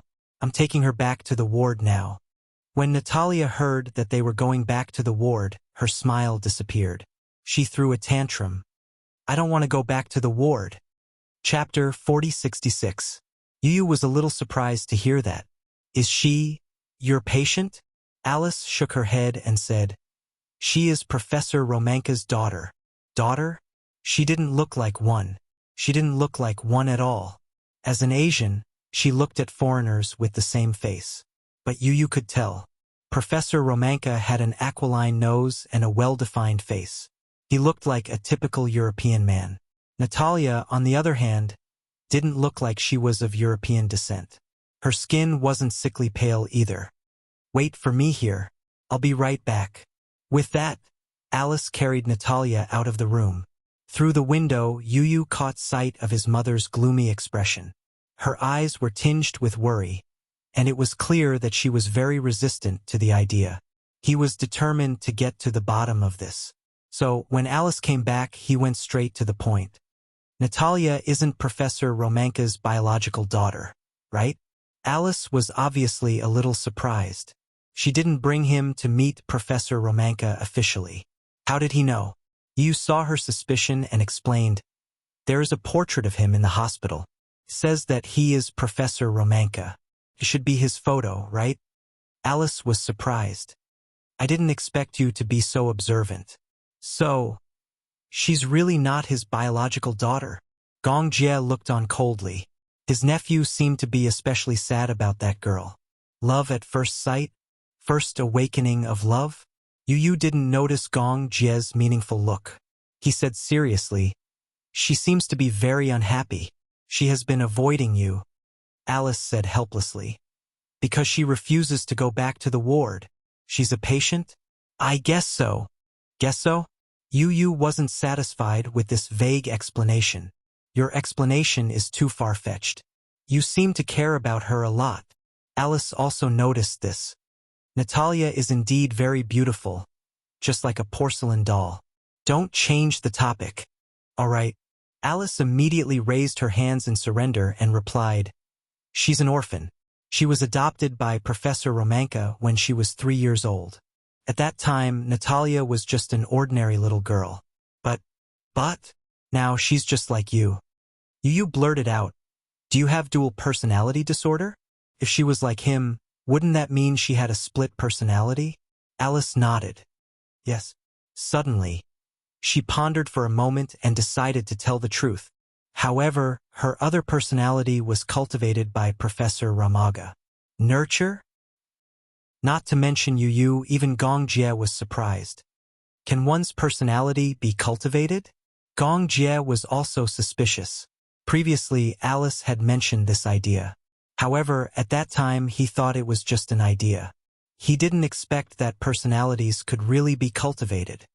For a patient with dual personality disorder, the other personality is originally a split from the main personality and cultivated. Just like you. Gong Fan's personality was also cultivated subconsciously in your heart. Therefore, if the main personality can be cultivated, the outside world can also cultivate it. Was that so? Could a normal person also cultivate a second personality through cultivation? Chapter 4067. When Yu heard this, his face turned cold. Can I take it that Professor Romanka adopted her to use her as a test subject? Alice hesitated for a moment. Not all of it. Not all of it? Yes, Professor Romanka never had a child in his life. He found Natalia in the orphanage, so he adopted her as his daughter. Later, he was too obsessed with this field and wanted to conquer it, so he did not hesitate to use Natalia as a test subject. Yu's eyes turned even colder. Don't you think this is cruel? Science is very cruel. Their existence is to find and conquer the difficult problems in this field. They don't care about ethics and morals. I also said that most of us are crazy. Just like the Hurricane Group, the world thinks that Hurricane Group is the cause of war, and they also think that the Hurricane Group is cruel. But isn't the real cruelty the deep-rooted ambition of human beings? Alice's words made Yu a little angry, but he was speechless. She was right. Humans were cruel and selfish. Scientists were not philanthropists. They would do anything to achieve their goals. No wonder when she heard the footsteps, especially when she heard Alice's voice, Natalia felt as if she was facing a great enemy. No one wanted to be locked in such a cold and miserable ward. For some reason, Yu felt especially sorry for her. Maybe he had the same memory as Natalia. When he was young, he was locked in a snow-covered ward, unable to see the sun. He felt that the world was cold. For some reason, Yu felt a little depressed. Alice could tell that he felt sorry for Natalia. I am negotiating with Professor Romanka now. Alice squatted in front of him and said gently, I have discussed with him. Lucy will stay by his side and I will take care of Natalia. Really? Yu widened his eyes. Professor Romanka is willing? What do you think? Alice smiled. Dual personality disorder and multiple personality disorder are two completely different fields. Professor Ramaga is obviously more interested in multiple personality disorder. Multiple personality disorder was definitely the result of a split personality, but a split personality did not necessarily result in multiple personality disorder. In terms of the value of the test subject, it was obvious that Lucy was better. Although Natalia was his daughter, they weren't related by blood, and their relationship wasn't that deep. At least for that lunatic, academic achievements were definitely more important. That's why I'm confident that the negotiations will be successful. This way, I'll be able to bring Natalia back. Yu frowned slightly. Gong Jie asked with concern, Did you bring Natalia back for research? When Yu heard this, she was instantly alarmed. Really? He immediately thought of the horrifying and cruel human experimentation. Alice didn't know whether to laugh or cry. You two are singing the same tune. I haven't said anything yet. Why are you both glaring at me so fiercely? Am I that crazy in your eyes? You didn't think much of it. Don't you think you're crazy? Gong Jie added. You're no better than Professor Romanka, a woman who always talked about dissection. A woman who could stand in the dissection room and elegantly taste red wine. Chapter 4068. Alice wanted to cry but had no tears. She felt that in the eyes of Yu and Gong Jie, she had become the representative of the devil. However, was she really that scary? Although there were some twists and turns in the process, you still managed to see Lucy as he wished. She was locked up in a ward. Although it was said that she was receiving humanitarian treatment, she was no different from a criminal. You saw that there were all kinds of surveillance cameras installed in the ward. There were 2 in one corner and more than 10 in the whole room. Could be said that they were monitoring her from all directions. You guessed that there might be surveillance cameras installed in the washroom as well. Professor Romanka would not let go of any blind spots to observe Lucy's every word and action. In the ward, there was a door that isolated Lucy from the outside world. There was a window on the door with a metal grill. Through the grill, you saw Lucy sitting in front of the study table alone, quietly drawing. From this perspective, Lucy was no different from a normal person. In fact, people with multiple personality disorder usually looked no different from a normal person. However, you knew that people with multiple personality disorder were completely different from normal people. Who is she now? Gong Jie asked curiously and lowered his voice. Alice shook her head. After looking for a while, she was also confused. If she is drawing, she should be Lucy. She likes drawing very much. Usually, when she has nothing to do, she will quietly draw by herself. Oh, Yu did not feel good. He was glad that he was protected by so many people. Be it his daddy, mommy, Gong Jie, Xiaoyi Chen and Lisa, they were all protecting him with all their hearts. Back then, for some reason, a professor knew about his condition. He was a famous psychiatrist in London and wanted to bring him over to study his condition. Yun Shirshir vehemently disagreed. At that time, the professor was sincere and repeatedly emphasized that if it was delayed, he was worried that his condition would worsen. However, Yun Shirshir's attitude was even more unyielding. On the surface, Tongning did not reveal her intentions. But, deep down, she knew that even though this professor claimed to be researching Yu's condition for his own good, his motives were not pure. He simply wanted to use Yu to complete his research. Yun Shirshir was very determined. Even if her condition worsened, she did not want Yu to be like those patients with multiple personality disorder who were imprisoned by the hospital like prisoners. Every day, they faced the snow-white world without any freedom. Yu had experienced this kind of helplessness and loneliness since she was young. She didn't want Yu to face it again. Mu Yaja was also very protective of Yu. Whether it was Yu's personality or Gongfan's personality, he treated them all the same. He firmly believed that even if Gongfan's personality wasn't the main personality, he was still a part of Yu. They were both his son. Lucy had been locked up here for a long time. Originally, she only had 5 personalities. But now she had 10 personalities. As for the other 5 personalities, they were not split from her body. Professor Romanka had used hypnosis to create a dream for her. Furthermore, the split personality was completed in the dream. Chapter 4069. Professor Romanka took an unconventional approach. He created a police personality and kept hypnotizing that personality. He wanted to urge that personality to destroy all of Lucy's bad personalities. Destroy all of them? When Yu heard this, he felt a chill run down his spine. How? Professor Romanka is preparing an experiment. An experiment? Yes. Alice explained. He wants to gather all the personalities together through the dream. Then, he will awaken the personality that represents the police and make it a part of the main body.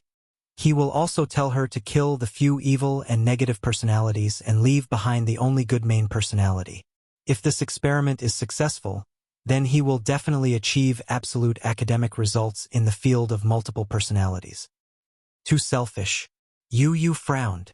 What's the difference between this and killing people? Alice was silent for a while. I agree with this idea, but I don't agree with his method. I also think that this method is too cruel. Moreover, it treats the symptoms but not the root cause. Today, he can use the good personality to kill the bad personality. How can he prevent the good personality from becoming bad? How can he prevent a new bad personality from splitting? I have argued with him, but he is stubborn. I can't persuade him. So, Lucy will become a test subject. Alice nodded and smiled. I can't help you even if I want to. After all, I'm not an authority in this academic field. I have no right to speak.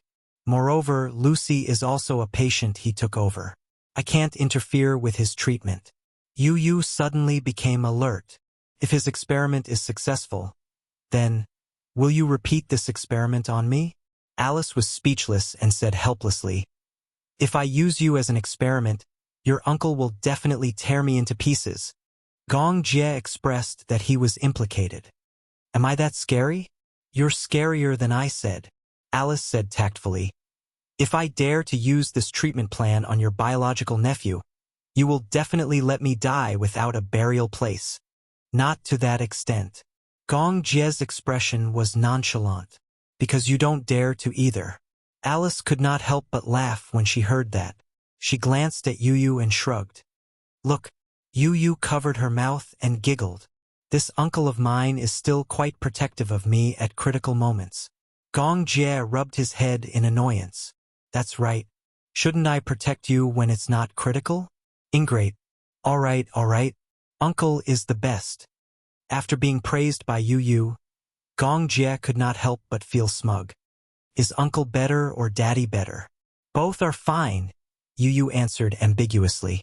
Gong Jie did not give up and continued to ask another question. If you were given two choices, play with your uncle or play with your daddy, which one would you choose? He seemed to be deliberately making things difficult for her. Only a resentful woman would ask such a question. Alice said coldly, is this a question that only divorced people ask about their children? Gong Jie said arrogantly, why? Can't I ask? As he said that, he looked at Yu expectantly. Yu pondered for a long time and finally answered honestly, Daddy is fine. Why? Gong Jie looked hopeless. How was he inferior to Mu Yaja? Chapter 4070. Oh my God, this was a critical hit. How could they bully him like this? Critical hit. This was the highest level of public display of affection that Gong Jie had ever seen. How could you bully him like this? Alice could not stand it anymore. You're just shooting your uncle in the heart. Gong Jie clutched his heart and expressed his sadness. You're hurting my heart. Alice smiled and suddenly raised her wrist to look at the time. Realizing that it was getting late, she said, all right, I still have something to do here. This hospital has a huge back garden. You guys can take a stroll around. I'll fight with Professor Romanka for Natalia's custody. With that, she left. Gong Jie felt bored staying here, so he wanted to take a stroll in the back garden. Yu agreed. He had come this time to see what kind of treatment plan was for his dissociative identity disorder, but ever since he entered this hospital, he had only felt endless depression. Initially, he wanted to consider whether to accept treatment, but now, it seemed that he had to give up immediately. I don't want Gong Fan to disappear. Yu said truthfully, if he disappears, I'm probably not a complete me. Gong Jie agreed. I also think that the treatment plan so far is not suitable for you. However, don't worry. No matter how bad the situation is, there will be a way out. You don't have to worry too much. Yu frowned as he felt a headache coming on. I just feel that my mental state has been a little bad recently. What's wrong? I keep feeling like I can't wake up. I go to bed early, but when I wake up, I still feel very tired. Moreover, the symptoms of memory loss are becoming more and more obvious. Memory loss? Yes. In the past, I might have vaguely understood what happened to Gong Fan's personality, but now that his personality is becoming more and more independent, the two personalities have drawn a clear line. After I become me, I have no idea what happened before. When Gong Jie heard this, his originally relaxed brows knitted again. Don't worry first. I'll ask Alice later. There should be ways to suppress these. Yes. Yu saw a swing in the garden, so he walked over and sat on it. Gong Jie raised his eyebrows when he saw him sitting on the swing. Aren't you going to take a walk? No, I'll sit here for a while. You go walk around. Okay. Wait for me here. I'll be back soon. As Gong Jie said so, he walked around the small path and strolled around the back garden. He preferred gardening. He had invested in real estate all over the world, whether it was villas or bungalows, but gardening had to be of the highest standard. It had to be said that the interior of Michelle Hospital was worlds apart from a garden. The environment in the hospital was so depressing, but the back garden was unbelievably beautiful. It was said that the garden design had won a world-class award. The hospital was established by Professor Romanka, who was particularly picky when it came to garden layouts. Gong Jie was interested, so he walked around the small path, half sightseeing and half taking a stroll. Yu was a little bored, so he sat on the swing and swung his legs. Just as he was bored to death, he caught a glimpse of a snow-white figure from the corner of his eye. Chapter 4071. Even though she was not far away, Yu could not see her features clearly as she was hidden in the shadows. However, he could still tell from the corner of her snow-white shirt that it was Natalia. Wasn't she in the ward? Yu was so shocked that he stood up from the swing. Natalia seemed to have felt his gaze as well. She avoided his gaze and turned to leave. Natalia! Yu had just called out to her. The figure paused for a moment and immediately ran in another direction. Wait! When Yu saw this, he immediately chased after her. Natalia did not run very fast. After all, Yu was taller than her. In a flash, he was about to catch up with her. However, Natalia changed direction and quickly hid in a corner. Yu chased after her again. When he turned the corner, he raised his head and realized that it was the entrance to the ward building. When he turned the corner, he raised his head and saw Natalia's snow-white figure flickering in and out of view. Wait! Yu did not know why she had run when she had seen him. He also did not know why she had appeared in the back garden. Wasn't she in the ward? Could it be that she had snuck out again? Yu chased after her regardless of the consequences. He followed her figure and turned down many corridors. Finally, he saw her at the entrance of a medicine-changing room. That was the end of the corridor. She seemed to be lost. She looked around and did not know where to go. Yu stopped in his tracks and called out softly, "Natalia!" She was obviously frightened. When she turned around and saw that it was him, she did not look too good. Her purple eyes were filled with anger. She was obviously angry. Humph! She snorted. However, this snort was not annoying. It was like the meowing of a kitten. He could not help but feel tender affection for her. Yu guessed that she must have been angry because he had accidentally exposed her whereabouts and had caused her to be captured by Alice.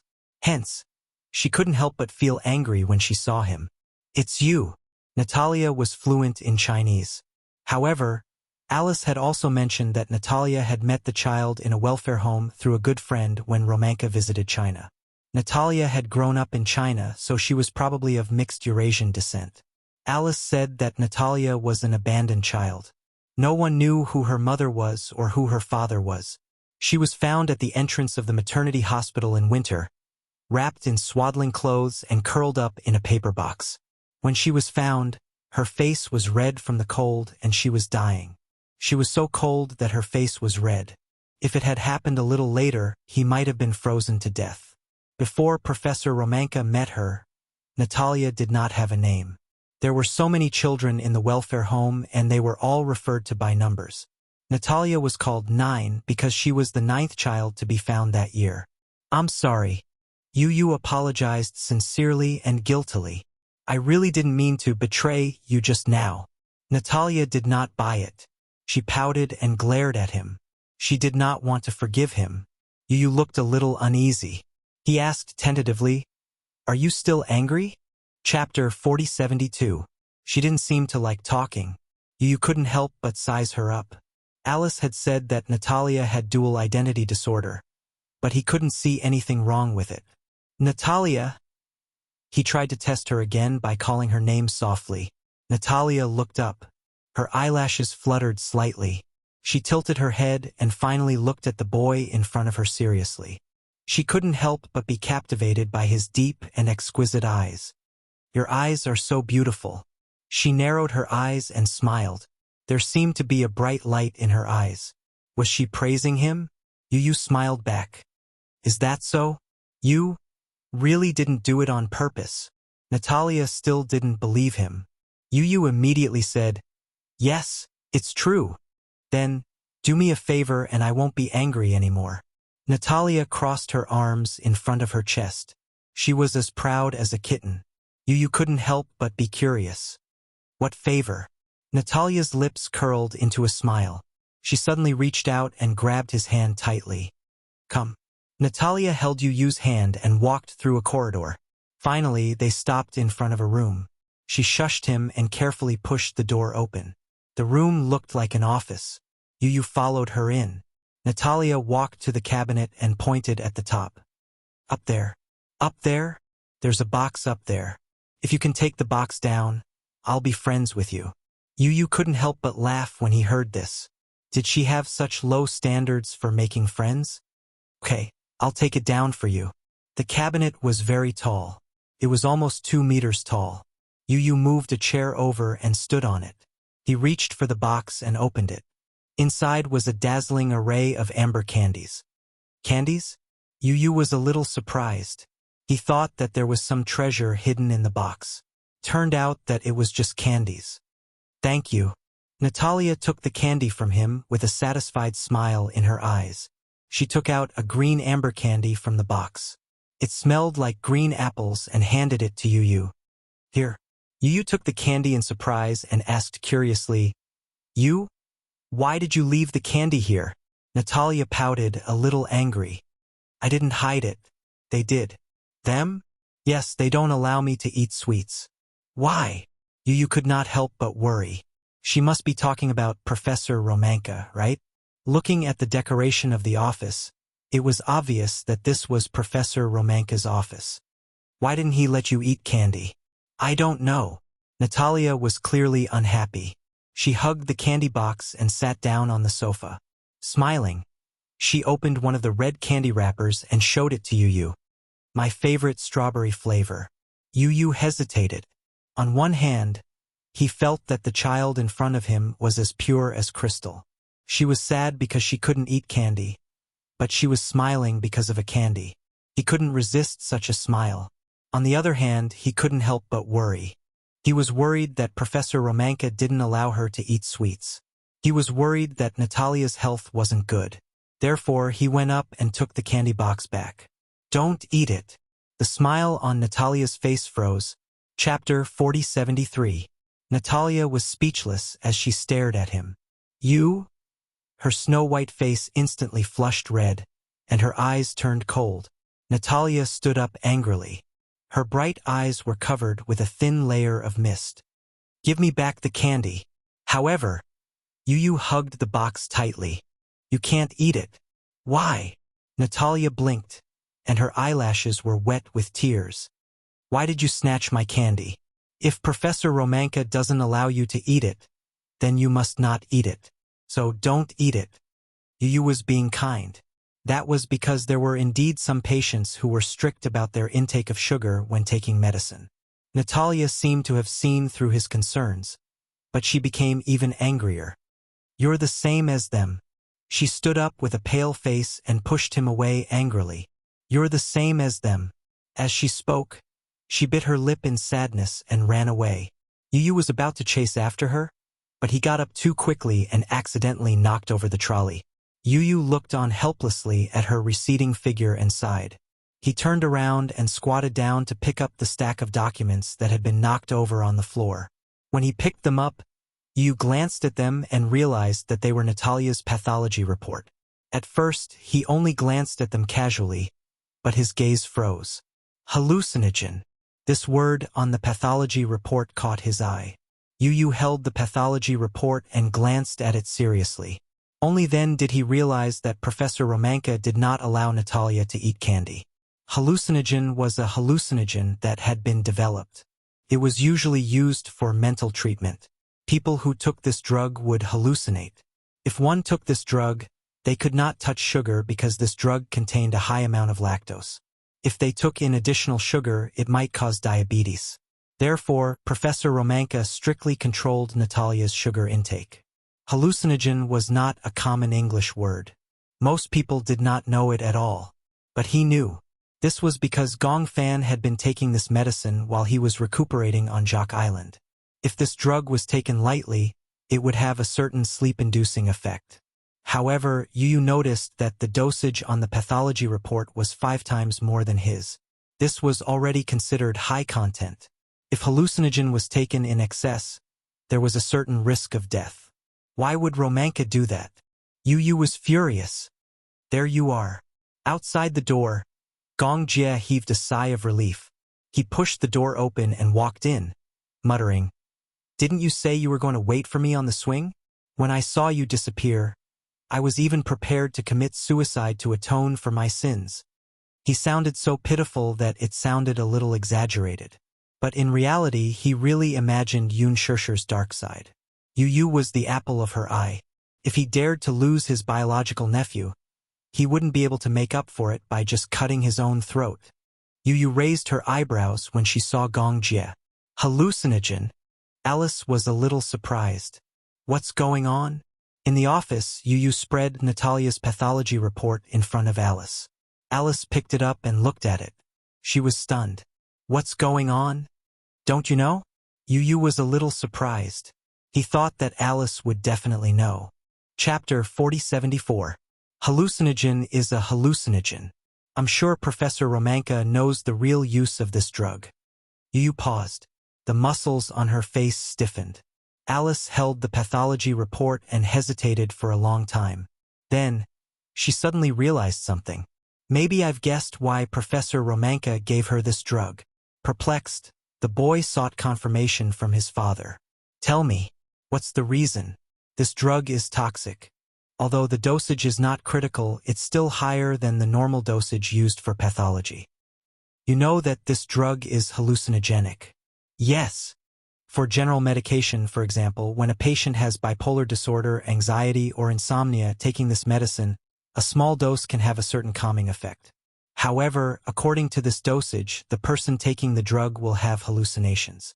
Hallucinations? Yes. In other words, Yu obviously guessed Professor Romanka's intention. Her expression turned cold. Alice nodded and sighed. I'm guessing that Professor Romanka wants to experiment on Natalia. He wants to create hallucinations to awaken or create Natalia's second personality. By creating hallucinations, he wants Natalia's main personality to believe that she has a twin sister. When the main personality believes in the hallucinations and tampers with her memories, she will naturally split into a second personality. In theory, this is the case, but no one has ever practiced it. Of course, when Professor Romanka wanted to use me to hypnotize Natalia and create a second personality, I didn't agree. It seems that he has resorted to this unorthodox method to achieve his goal. Yu clenched her fists tightly. She must stop taking the drug immediately. I'm guessing that the drug has already stopped. Alice said, "This pathology report is from last month. This month, the drug should have stopped." Then she couldn't help but be curious. How did you get this pathology report? Yu pondered for a moment and decided to keep this a secret for now. I got lost in the hospital and accidentally walked into a room. In the room, I saw this pathology report. Of course, he was curious. Natalia had been brought back to the ward by Alice. Why would she appear in the backyard? Although he was curious, since he had promised Natalia to keep this a secret, he naturally had to keep his promise. I see. Alice nodded and said seriously, Professor Romanka is too much. He shouldn't have done this. Natalia is his daughter. Doesn't he think it's cruel? It's too much to use his own daughter for an experiment. Gong Jie could not help but chuckle at the boy's concern for Natalia. He could not help reminding him, Natalia isn't Professor Romanka's biological daughter.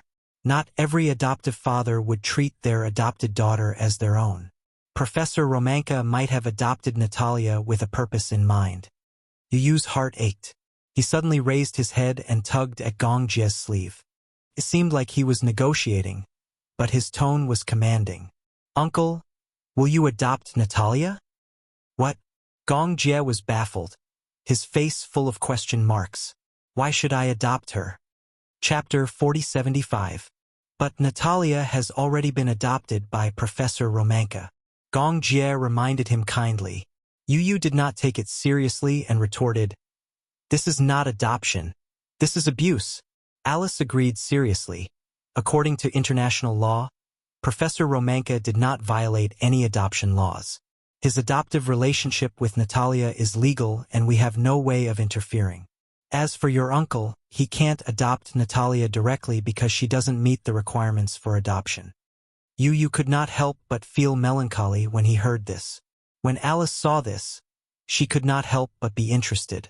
She squatted in front of him and gently tugged at his little hand. Do you like her? Yu immediately blushed. He avoided her gaze awkwardly and snorted, No! Then, why are you so concerned about her? Alice grinned and wanted to get to the bottom of this. Ha! Gong Jie rubbed his nephew's head dotingly and said, Our Yu is experiencing his first awakening of love. Has he fallen for a girl? Yu blushed and emphasized, Don't talk nonsense. I just feel that Natalia is very pitiful to be abused like this. He could not help but think of himself. He had been imprisoned in such a world since he was young and had no freedom. But Natalia was different from him. She was a healthy child. It was hard to imagine that she had been abandoned when she was just born. She had survived the harsh winter and had been forced to be locked up in such a hospital and undergo such experiments. She did not have dual personality disorder, but she had been made to have it. She could have been carefree like other children, going out to play or eating delicious sweets. But she could only be locked up in a cold and miserable ward. Even freedom was what she wished for. Professor Romanka is not fit to be her father. As he said this, Yu looked at Gong Jie with an extremely deep gaze. Gong Jie cleared his throat and said, Don't tell me. You really want me to adopt her? Yu continued to glare at him. Gong Jie continued, I'm not married yet. Girls like men who are caring and responsible. This brat was clearly trying to drag him into the water. Gong Jie still pretended to be dead, raising his head to look into the distance. Yu continued to stare at him. The uncle and nephew faced each other in silence. Yu's gaze was too sharp. Gong Jie could not hold on any longer and surrendered. I surrender. Please don't glare at me like that. Why don't you let your dear daddy adopt her? That way you'll have a cute little sister. Yu pursed her lips. But Daddy and Mommy have already adopted Lisa. It's okay. No matter how many Natalias there are, your daddy can afford them all. That's different. Yu crossed her arms and said seriously, I think you're the most suitable candidate. Gong Jie was silent. This brat was obviously trying to push him into the fire pit. Wasn't he? Alice said quietly, You won't lose anything by adopting her. Anyway, you won't be poor. You might as well agree. Gong Jie's face turned pale. I don't know how to take care of a child. How do you expect me to take care of her? When he thought of Natalia's eyes, which were as noble and inviolable as a ragdoll cat, he felt that this little girl was unruly and would not be easy to get along with. Chapter 4076. Alice and Yu both hoped that Gong Jie would adopt Natalia, but Gong Jie was especially stubborn. Give up. There's no way I'll adopt Natalia. However, half an hour later, Gong Jie sat in front of Professor Romanka with an ashen face and slammed the table. I want custody of Natalia. Whether you're willing or not, you have to give it up to me. Professor Romanka stared at him in shock. Alice sized up Gong Jie before turning to look at Professor Romanka. Smiling, she said, Young Master Jie feels that he and this child are fated. After a pause, Alice whispered into his ear, Professor, you don't know this, but young Master Jie doesn't like women, so he wants to adopt a child. But don't worry, he'll definitely treat Natalia well and treat her like his own. Professor Romanka couldn't bear to part with her. It wasn't because he had deep feelings for Natalia. It was because he didn't want to give up on Natalia. After all, her condition would be helpful to his research. He was naturally unwilling to give up on her just like that. Professor Romanka shook his head, obviously unwilling. However, Gong Jie didn't mind using force since he wouldn't listen to soft tactics. Don't think that I don't know what research you're using Natalia for. Gong Jie narrowed his eyes and said, I already have evidence of you abusing the adopted child. If this is brought to the International Court of Justice, all your fame and fortune will be gone. Professor Romanka turned pale with fright. What do you mean by that? You're using Natalia for your experiments, aren't you? Gong Jie leaned closer to him and said expressionlessly, "Hallucinogen. Just this pathology report alone is enough to make you suffer." Professor Romanka had initially suspected that Gong Jie was making an empty comment without any evidence. He didn't expect him to have Natalia's pathology report in his hands. Professor Romanka could no longer sit still. Alice shook her head helplessly. Lowering her voice, she said, "Professor Romanka, you know that young Master Jie is from Hurricane Group. You wouldn't want to offend Hurricane Group, right?" Professor Romanka forced a smile and was silent for a long time. Finally, he gritted his teeth and nodded. "All right, but Natalia's condition is very unstable. If anything happens, send her to my research center immediately." Yu stood to the side. When she heard Professor Romanka's words and saw that there was no trace of reluctance in his eyes, she was even more certain that Natalia was just a sacrifice in Professor Romanka's eyes. An experimental subject. He had no feelings for her at all. He was all the more glad that he had made a wise choice by forcing Gong Jie to adopt Natalia. This man didn't deserve to be Natalia's father. In the ward, Natalia was leaning against the window alone. She looked out of the window in a daze. Her gaze was empty and unfocused. Her chestnut-colored hair fell to the side of her ears. She pouted. She didn't know how long she had been sitting like that until a soft rustling sound came from the door. Puzzled, she looked in the direction of the sound and saw a small hand sneaking in a candy from the corner of the door. "Candy?" Natalia's gaze froze. She walked over, squatted down at the door, and picked up the candy. It was her favorite strawberry flavor. Chapter 4077. Just as she finished speaking, another piece of candy rolled in through the crack of the door. When Natalia saw it, she couldn't help but feel a little puzzled. She picked it up again. It was a green, apple-flavored candy. Who was it? She couldn't help but wonder who would be so bored as to slip candy through the crack of the door. "Who is it?" she asked again. Whoosh, whoosh, whoosh. Another 3 pieces of candy rolled in. Natalia picked them up and suddenly realized that they were a different flavor from the candy she had hidden earlier. There were purple and pink ones. She had never eaten this kind of candy before. Thus, she curiously peeled it open and realized that this candy was actually soft candy. She put it in her mouth and took a bite. A rich yogurt flavor suddenly overflowed between her lips and teeth. So sweet. It also had a slightly sour taste. However, this sourness didn't affect the texture at all. Instead, it was sour and sweet. It was even more delicious than the candy she had eaten before. She didn't eat candy much. Before she was 6 years old, she didn't even know that candy existed. Later, when she came to Michelle Hospital, a nurse saw that she was cute and secretly gave her a piece of candy. That was the first time she had tasted something so sweet. She liked it very much. This nurse also really loved her. Every time she saw her, she would give her all the candy she had on her. Sometimes it was apple-flavored. Sometimes it was strawberry-flavored. Sometimes it was grape-flavored. However, this nurse only had 2 kinds of candies on her. They were both hard candies. Sometimes it was 1 piece.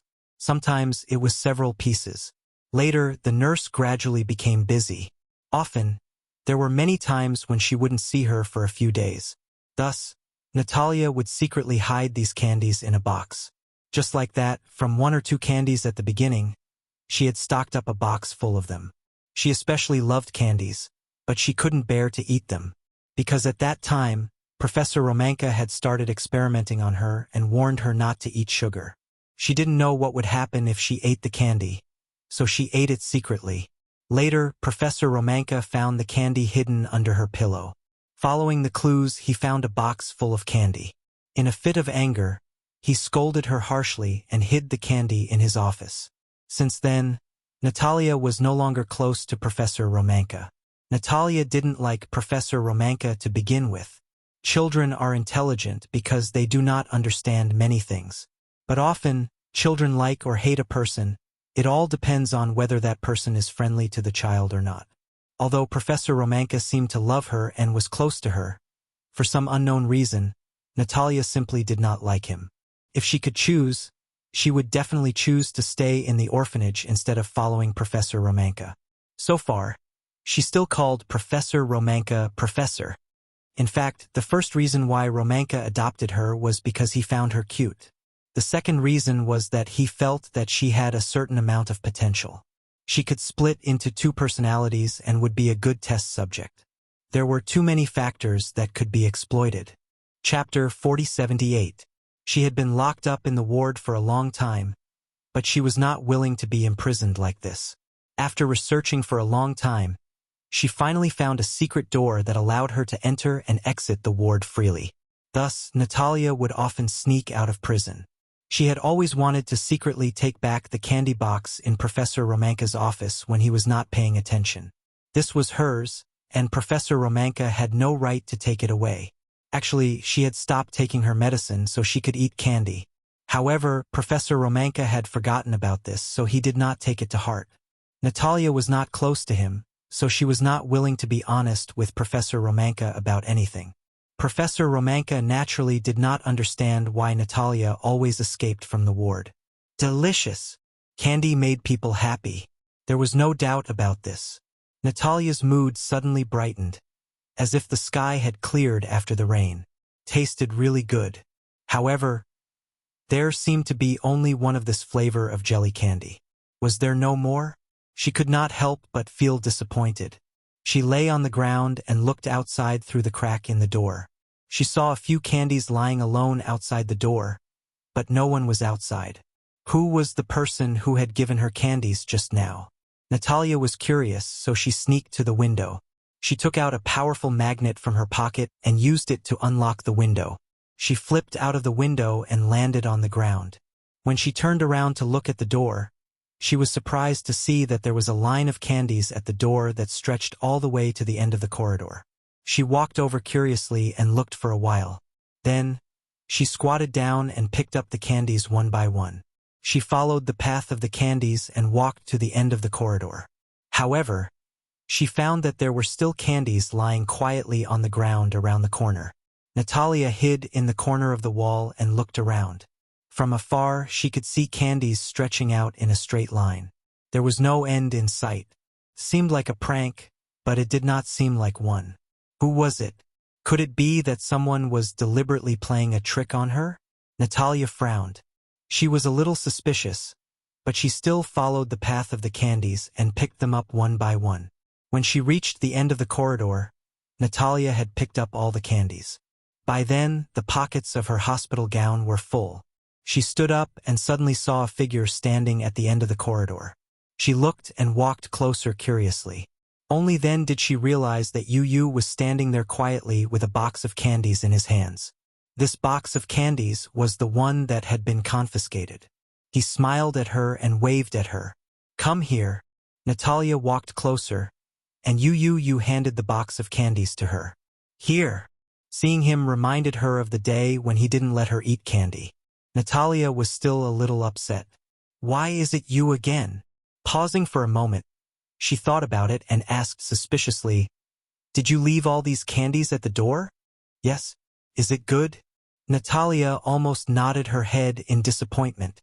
She held it in and snorted coldly. Her face was full of arrogance, but she was unwilling to talk to him. "Are you still angry?" asked the boy helplessly. Natalia glared at him, clearly regarding him as a bad guy. Chapter 4079. Yu immediately begged for mercy. "I was wrong. I thought you were sick and couldn't eat sweets." Natalia immediately retorted, "I'm not sick. I'm not sick." "Well, now I know that you're not sick. You can eat sweets." Yu clasped his hands together and looked like he was wronged. He blinked at her carefully and said, "Don't be angry, okay?" Perhaps it was his playful gaze that finally dispelled Natalia's anger. She took a deep breath and raised her eyebrows. "Okay," she said, pretending to be generous. "Forget it. You didn't mean it." As she spoke, she stared at the candy box in Yu's hand. She couldn't bring herself to take it, so she hinted at him with her eyes to hand it over.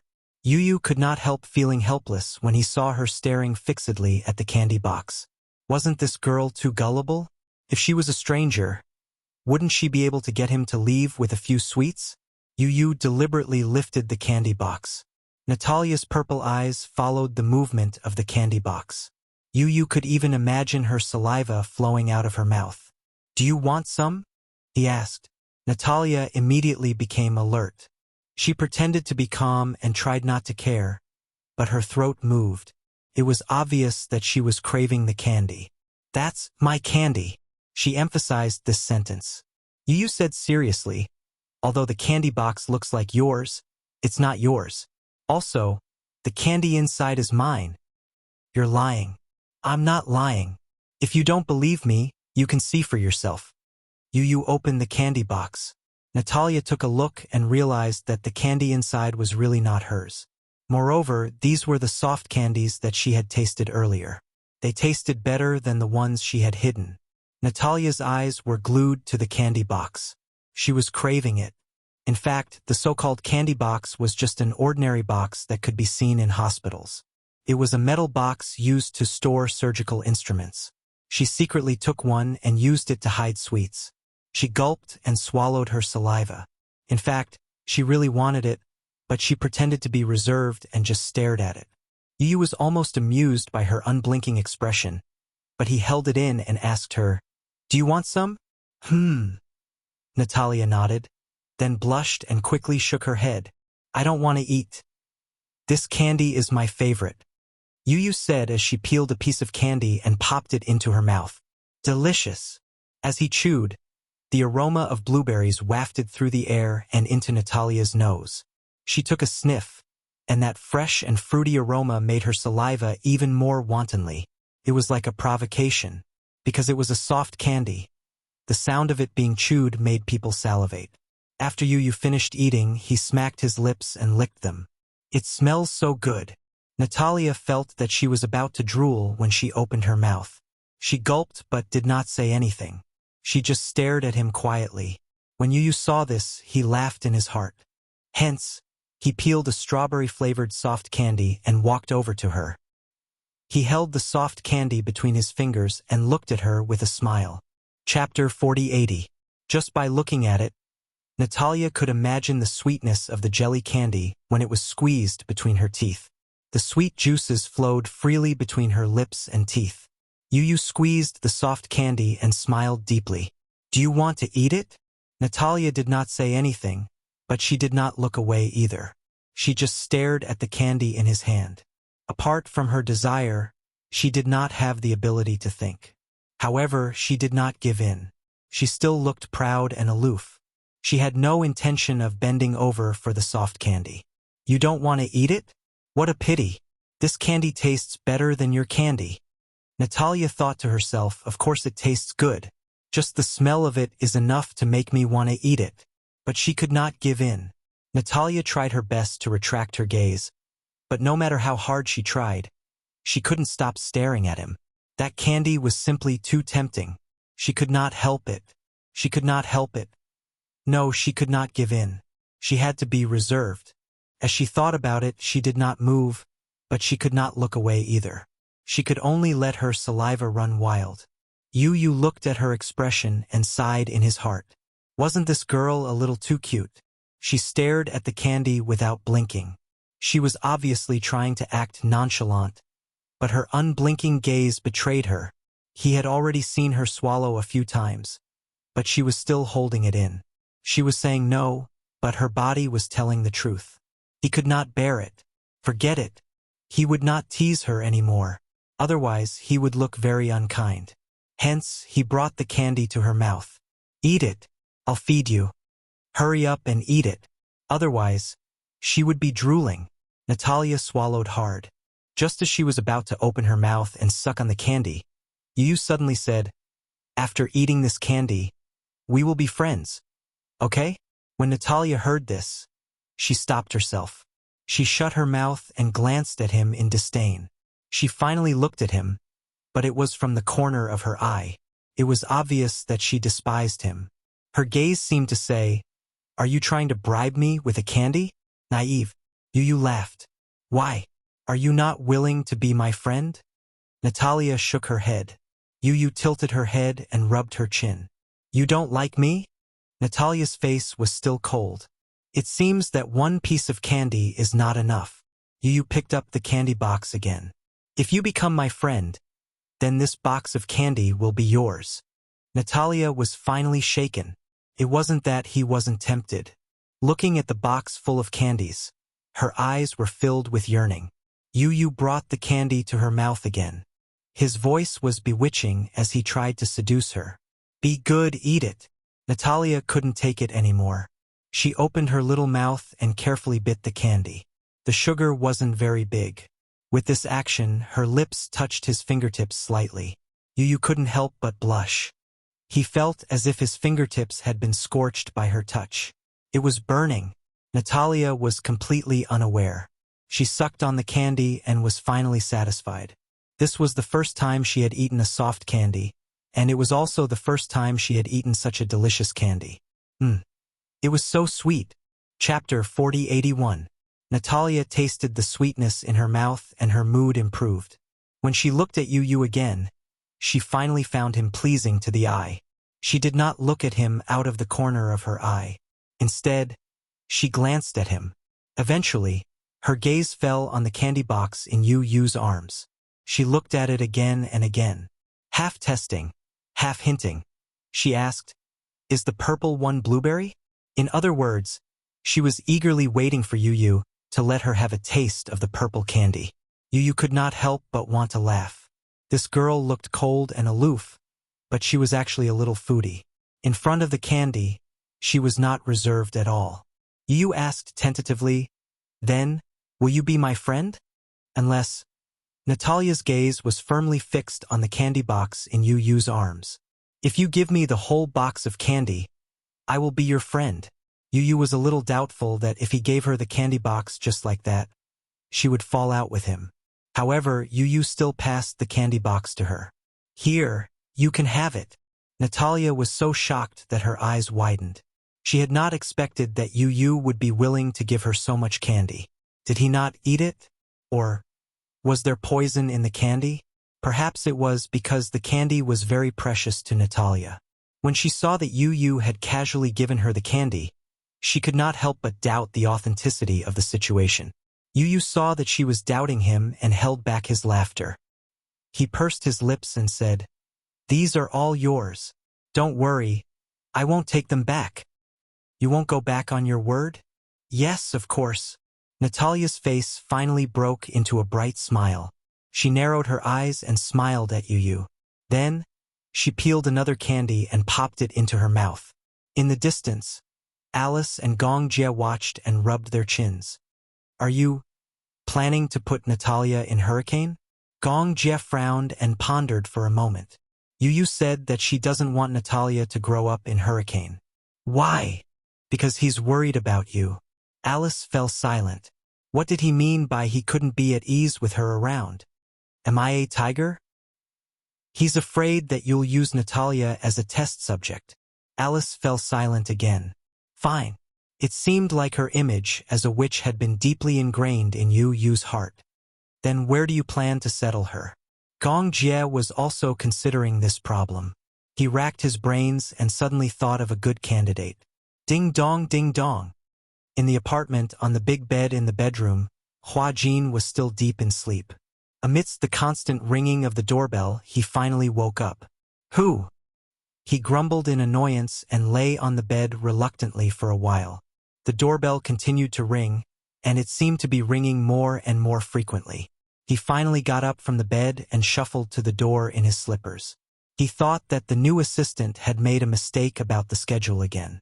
He opened the door and said unhappily, "It's my day off today." The moment he opened the door, Hua Jin saw the tall figure standing at the door and woke up instantly. The sleepy bug also disappeared without a trace in an instant. Gong. Before he could finish his sentence, he caught a glimpse of Yu standing next to Gong Jie and a strange but cute little girl. He couldn't be more awake. What's going on? Move away. Chapter 4082. Get out of my way. Gong Jie pushed him aside and walked into the apartment like the man of the house. Hey! Before Hua Jin could stop him, Gong Jie had already walked into the bedroom. Hua Jin was even more dumbfounded. What was this? Was he trespassing? Yu held Natalia's hand and walked in. She looked around and asked in confusion, "Uncle Huajin, are you still not up?" Huajin rubbed his forehead helplessly and nodded weakly. "It's my day off today, so I'm catching up on sleep." "Catching up on sleep?" "Yeah." Huajin said, "I'm resting for 3 days. Why? Is there something wrong?" He lowered his head and saw the cute little girl beside Yu looking up at him. He couldn't help but think that this little girl was really beautiful. What was even more surprising was that this girl had purple eyes. He was shocked and squatted down to look at the girl's eyes. Natalia saw that Huajin kept staring at her. At first, she was not used to it and hid behind Yu. She was obviously a little timid. Huajin smiled at her. "It's okay. Uncle isn't a bad person." For some reason, it seemed that Huajin's smile was naturally harmless and harmless. Natalia also realized that this handsome and beautiful man in front of her would definitely not harm her. Hence, she finally gathered her courage and stuck her head out. She blinked her beautiful purple eyes and looked at Huajin curiously. Huajin was a little surprised by her purple eyes. He thought to himself that such a young child wouldn't wear contact lenses. Moreover, her eyes didn't look like they belonged to someone who wore contact lenses. He was a little surprised. He had never seen someone who was born with purple eyes. Hence, he couldn't help but take a few more looks. Maybe she was born with different eyes. Huajin could also tell from Natalia's exquisite features that she was of mixed Eurasian descent. It was probably because she was of mixed blood that the color of her pupils was different from that of an ordinary Asian girl. "Her name is Natalia." "Natalia? What a nice name." Just as he was about to speak, Gong Jie's footsteps came from behind him and stopped beside him. "Your house is so small?" When Huajin heard this, he stood up unhappily and muttered, "Don't you know how high the housing prices in the capital are? Such an apartment of more than 100 square meters, located in the downtown business district, was worth tens of millions. This man actually thought that this place was too small?" Gong Jie sized him up casually before saying out of the blue, "Put on your clothes." This time, Huajin was confused. "Ha!" More than an hour later, when Huajin realized that he was already at the sales office of a villa district, he looked at Yu and Natalia, who were sitting on his left, and then looked at Gong Jie, who was looking at the floor plan. The sales representative asked cautiously, "May I know if you are paying in full or taking a loan?" Gong Jie replied, "Full payment." Huajin's mouth opened even wider. Huh? Could he do whatever he wanted just because he was rich? Full payment. This villa was worth more than 100 million because it came with its own furnishings. How could he say full payment so casually? Was this guy trying to sell him off? While Huajin was still in a daze, when it was time to sign the contract, the sales representative's eyes lit up. Chapter 4083. "May I ask, whose name is this house under?" The Gong Jie turned around and asked Huajin, "What's your name?" Huajin. "Real name. Rong Jin. Write it yourself." "Oh." Huajin had just picked up the pen and signed his name on the contract under the guidance of the salesperson. He was even more confused now. "This is..." He took a closer look and realized that he had signed the contract under the ownership of the villa. Huh? He was even more confused now. He couldn't understand what was going on. Yu saw Huajin's confused face and couldn't bear to see it anymore. Hence, when the Gong Jie went to swipe the card, she said to the confused Huajin, "Uncle Huajin, Natalia is my uncle's adopted daughter. But as you know, his job is a little dangerous and he can't take her with him all the time. After thinking about it, you are the best candidate." "Best candidate?" Huajin looked at Natalia and the corners of his lips twitched. A surrogate adoptive father?" "Yes." Yu hugged his arm and said coquettishly, "Uncle Huajin, please take care of my Natalia." "Wait." Huajin only felt that his mind was in a mess. He waved his hand and took a deep breath. He finally regained some of his composure. He took a deep breath, opened his eyes and forced himself to calm down. "You mean this child called Natalia was adopted by Gong Jie and he didn't have time to take care of her, so he asked me to take care of her?" Yu nodded. "Yes." Huajin frowned and sighed helplessly. I don't have any experience in taking care of children. She's not breastfeeding. She doesn't need you to feed her or coax her. Anyway, just take care of her like you would take care of me." When Hua Jin heard this, his brain still went blank. He still hadn't gotten used to the fact that he was about to step into the ranks of newbie stay-at-home dad. His empty eyes fell on Gong Jie. He swallowed and said tentatively, "But I usually have a lot of free time. I have to shoot a movie or something." Gong Jie suddenly fumbled in his arms and asked, "How much do you earn in a year?" Hua Jin pondered for a moment. "This income is not always certain. Sometimes it's more, sometimes it's less." 100 million? I can't get that much. Gong Jie raised his eyebrows. Without saying a word, he took out a stack of checkbooks and wrote something on it with a pen. Hua Jin leaned over to take a look. At that moment, Gong Jie had already signed his name and handed it to him. "HSBC. You can withdraw the money directly." Gong Jie handed him a check. It was an empty check. Hua Jin was dumbfounded. Yu explained, "You can withdraw as much as you want." Hua Jin swallowed again. This house was registered under his name, and there was even a check like this. "I don't deserve this reward." "Who said that I don't deserve this reward?" Yu glanced at Natalia and said to Hua Jin, "As long as you take good care of her, it'll be fine. As for work, as long as you're free, take on a few movies. If you're not free, take care of Natalia first. You don't have to worry about anything else. Uncle will pay the alimony." Wouldn't the alimony be too much? He didn't dare to take it. Chapter 4084. "Keep it well." Gong Jie snorted.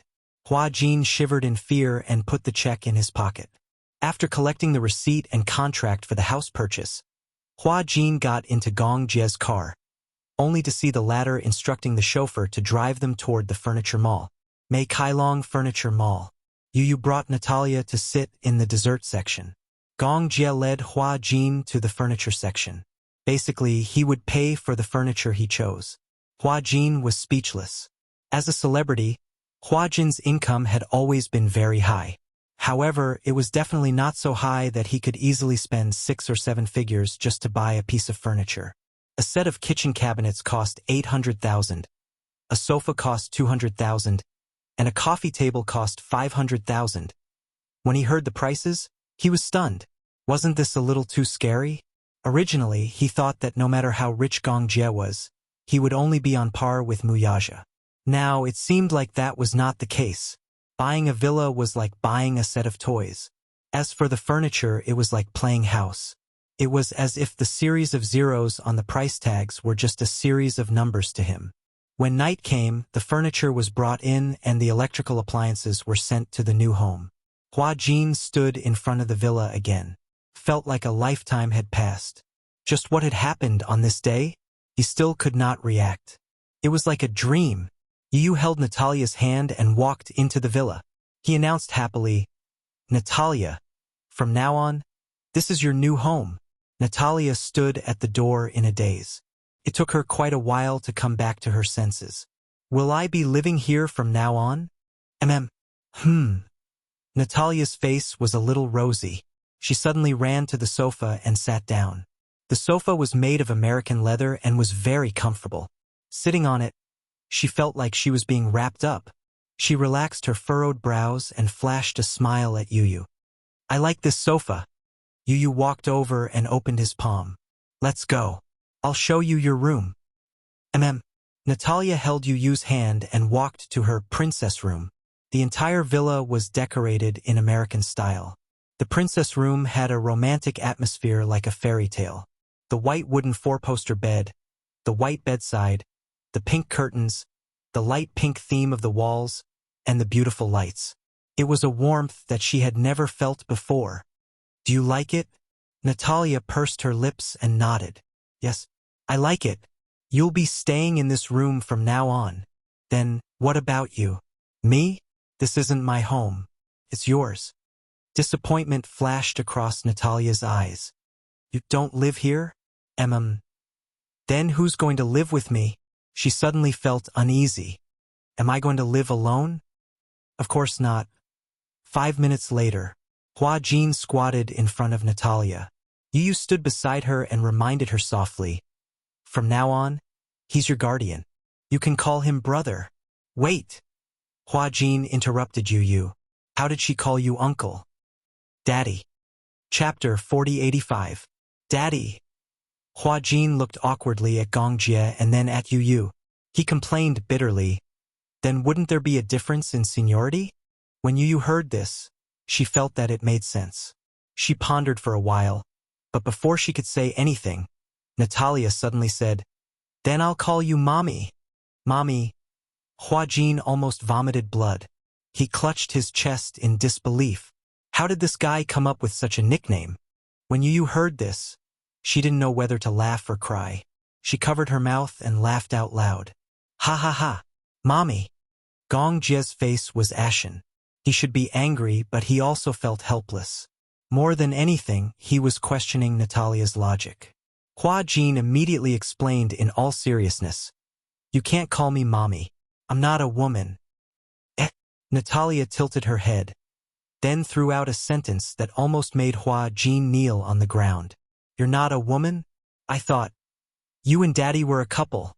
The painful blow was like an avalanche, covering Hua Jin's face. Hua Jin was so angry that his eyes were about to burst. "What? You thought?" This child actually thought that he was a woman. Hua Jin touched his face, feeling wronged.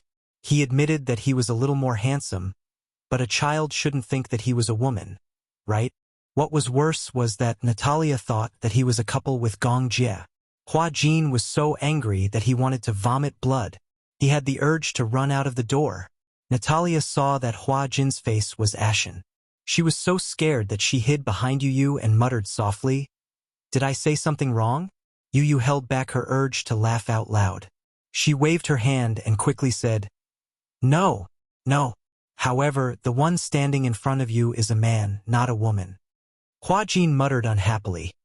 "The first thing I said when we met was that I was your uncle?" "Uncle? Uncle sounds good."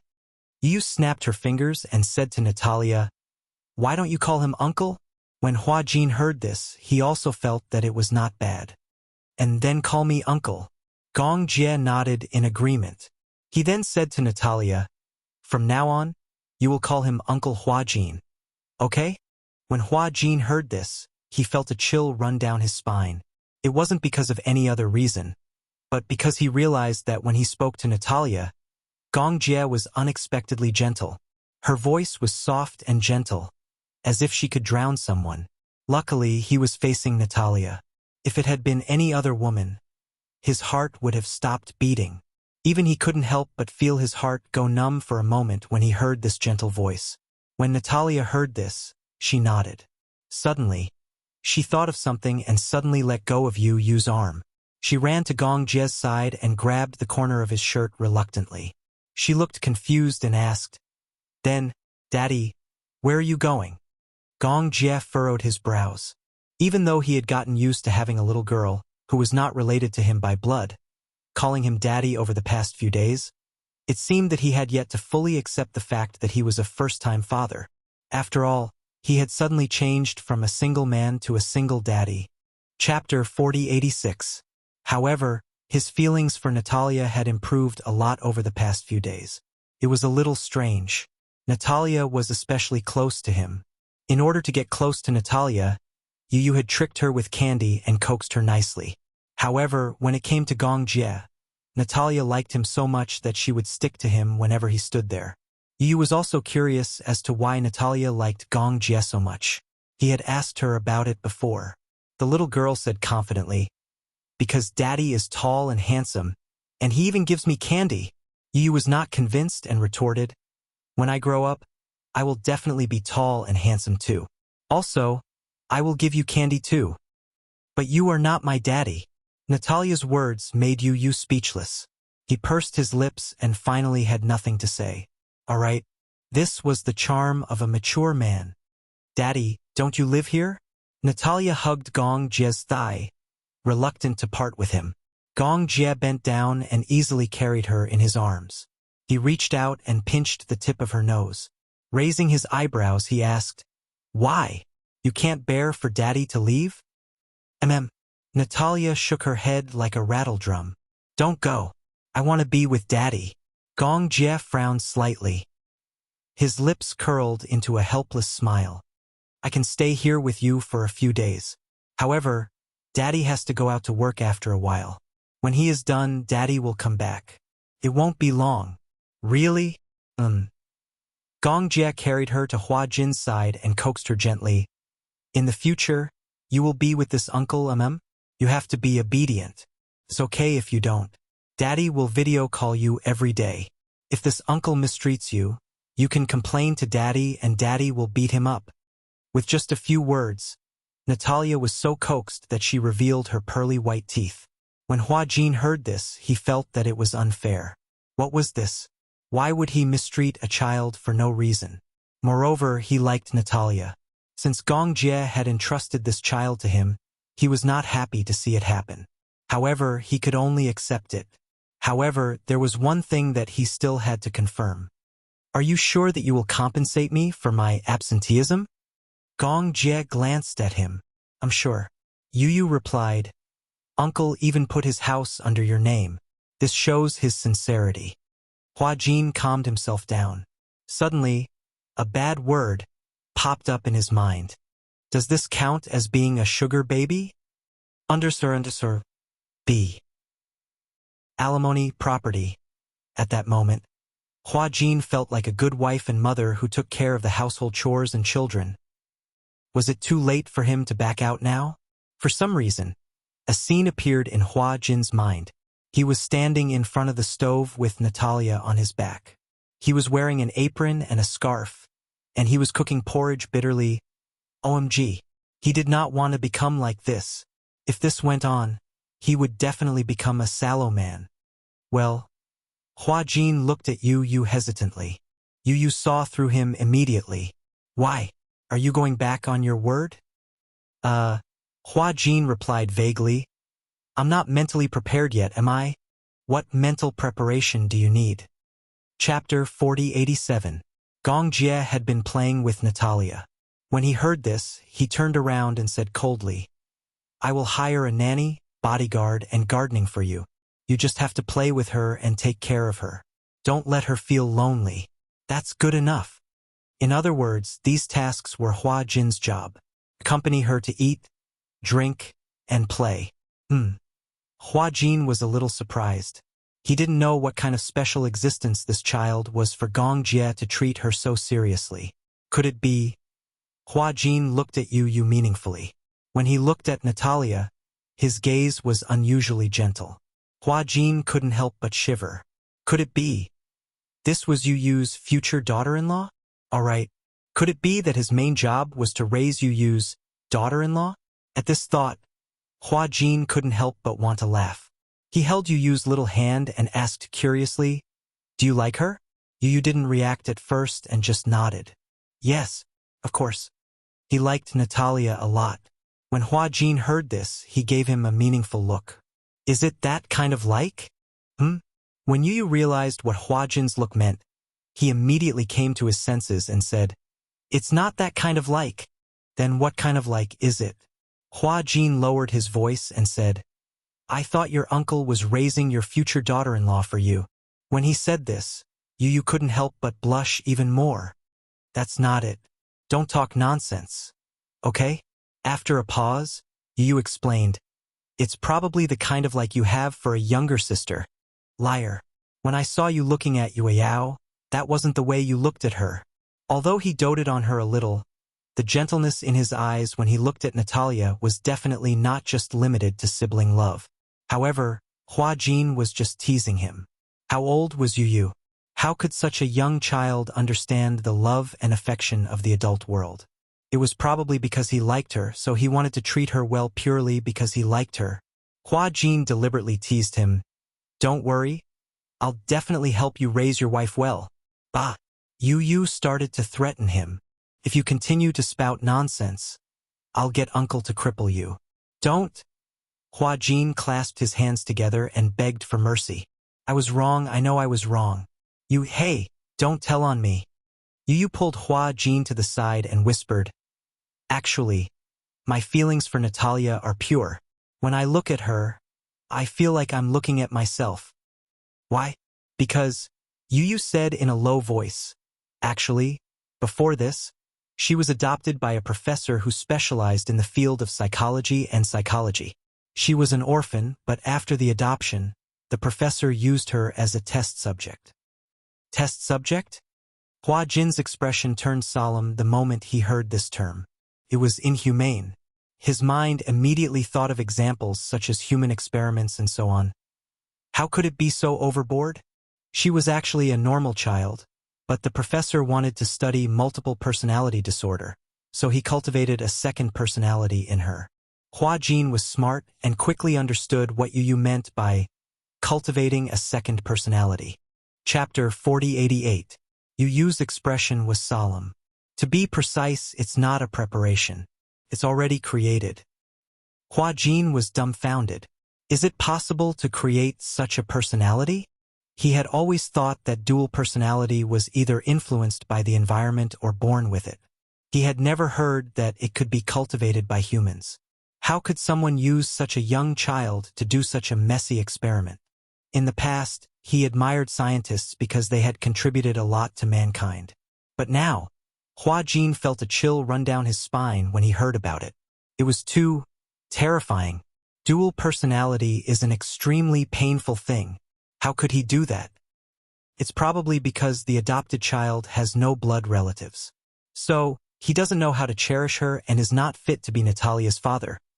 So, Hua Jin looked at Gong Jie and suddenly changed his view of Gong Jie. He got Natalia's custody? Yes. Uncle has already gotten Natalia's custody.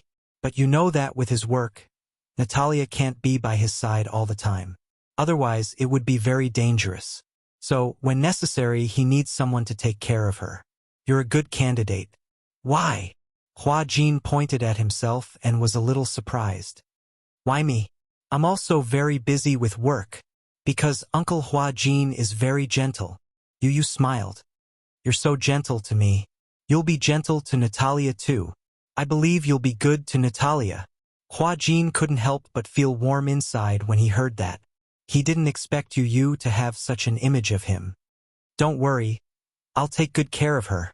Yu raised her hand and stuck out her little finger. Okay. That's a promise. Okay. Hua Jin walked in front of Natalia and squatted down so that he was at eye level with her. Natalia, can you call me Daddy in the future? Eh? Daddy? Natalia blinked her beautiful eyes. She looked at him and then at Gong Jie. Her long eyelashes fluttered like butterfly wings. Hua Jin's heart melted just looking at her. He couldn't help but think that it would be great if this little girl in front of him was really his biological daughter. But then again, if it was his daughter who looked like him, she would definitely be very beautiful. Daddy? Yes. Hua Jin squeezed her little hand. Don't call me uncle. How about calling me Daddy? Natalia laughed. I have two dads? When Hua Jin heard this, he was also stunned. How could he have forgotten that Natalia already had Gong Jie as her daddy? Can I call you Mommy? Natalia said out of the blue. Hua Jin was instantly stunned. He asked hesitantly, why? Because Natalia's next sentence left Hua Jin at a loss as to whether he should laugh or cry. Because you're prettier than a flower. Also, you don't look like a man. Ha ha ha. When Yu heard this, she couldn't help but burst into laughter. Chapter 4089. Hua Jin's face darkened completely. His fans acknowledged that he was prettier than flowers, so they gave him the nickname Hua Hua, which meant that he was prettier than flowers. But what did they mean by he didn't look like a man? Even a child was bullying him. Stop laughing. Hua Jin shouted angrily. Seeing that Yu was still laughing, he pushed his head lightly and said, I'm talking to you. Don't laugh. I have to explain it properly so that you won't develop a gender identity disorder at such a young age. When Yu heard this, he stopped laughing and started to criticize Hua Jin seriously. Uncle Hua Jin, I feel that you were born with a gender identity disorder, so you can't blame her for this. You see, at least she knows that Uncle and I are men, but she mistook us for men. You really can't blame anyone else for this. When Hua Jin heard this, he raised both hands in surrender. He had already experienced Yu Yu's sharp tongue. However, he still had to explain the matter seriously. Hua Jin turned around and said to Natalia seriously, "I'm a man, not a woman. You can call me daddy, uncle, or brother, but you can't call me mommy, auntie, or sister. Do you understand?" "Looks like a man who has been hurt before," Yu Yu added. "Indeed, like auntie, sister, and the like." When Hua Jin wasn't famous yet, he would often hear these strange nicknames when he walked on the streets. Even when he became famous, he was still troubled by this. Many anti-fans and straight guys were jealous of him. He was obviously a man, but he looked like a woman. The anti-fans said that there were 2 female leads in his movies. Besides the real female lead, there was another female lead, which was the character that Hua Jin was playing. When Hua Jin first saw these comments, he was furious. He didn't understand where so many anti-fans came from, and he didn't know how many ghostwriters were involved. But later on, he gradually became numb to it. Later on, he seemed to have trained himself to be like an iron wall, and his heart wasn't as fragile as before. However, Hua Jin shook Yu Yu. "You can't say that I'm like a woman.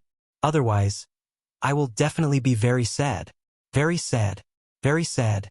Yu Yu was shaken until he was dizzy. He immediately hugged Hua Jin's shoulders and said softly, "Okay. Okay. I know. I won't joke with you anymore. Don't shake me anymore. Otherwise, I'll be broken." Gong Jie saw his nephew being shaken by Hua Jin like a puppet, but he turned a blind eye to it. Instead, he pulled Natalia in front of him and said gently, "Daddy has work to do. You should follow this uncle and be good, okay? If he bullies you or mistreats you, tell Daddy." In the past few days, Gong Jie and Natalia's relationship had improved by leaps and bounds. In fact, Gong Jie hadn't wanted to adopt Natalia at all. To him, having another child was nothing more than having another burden. Moreover, she wasn't his biological child.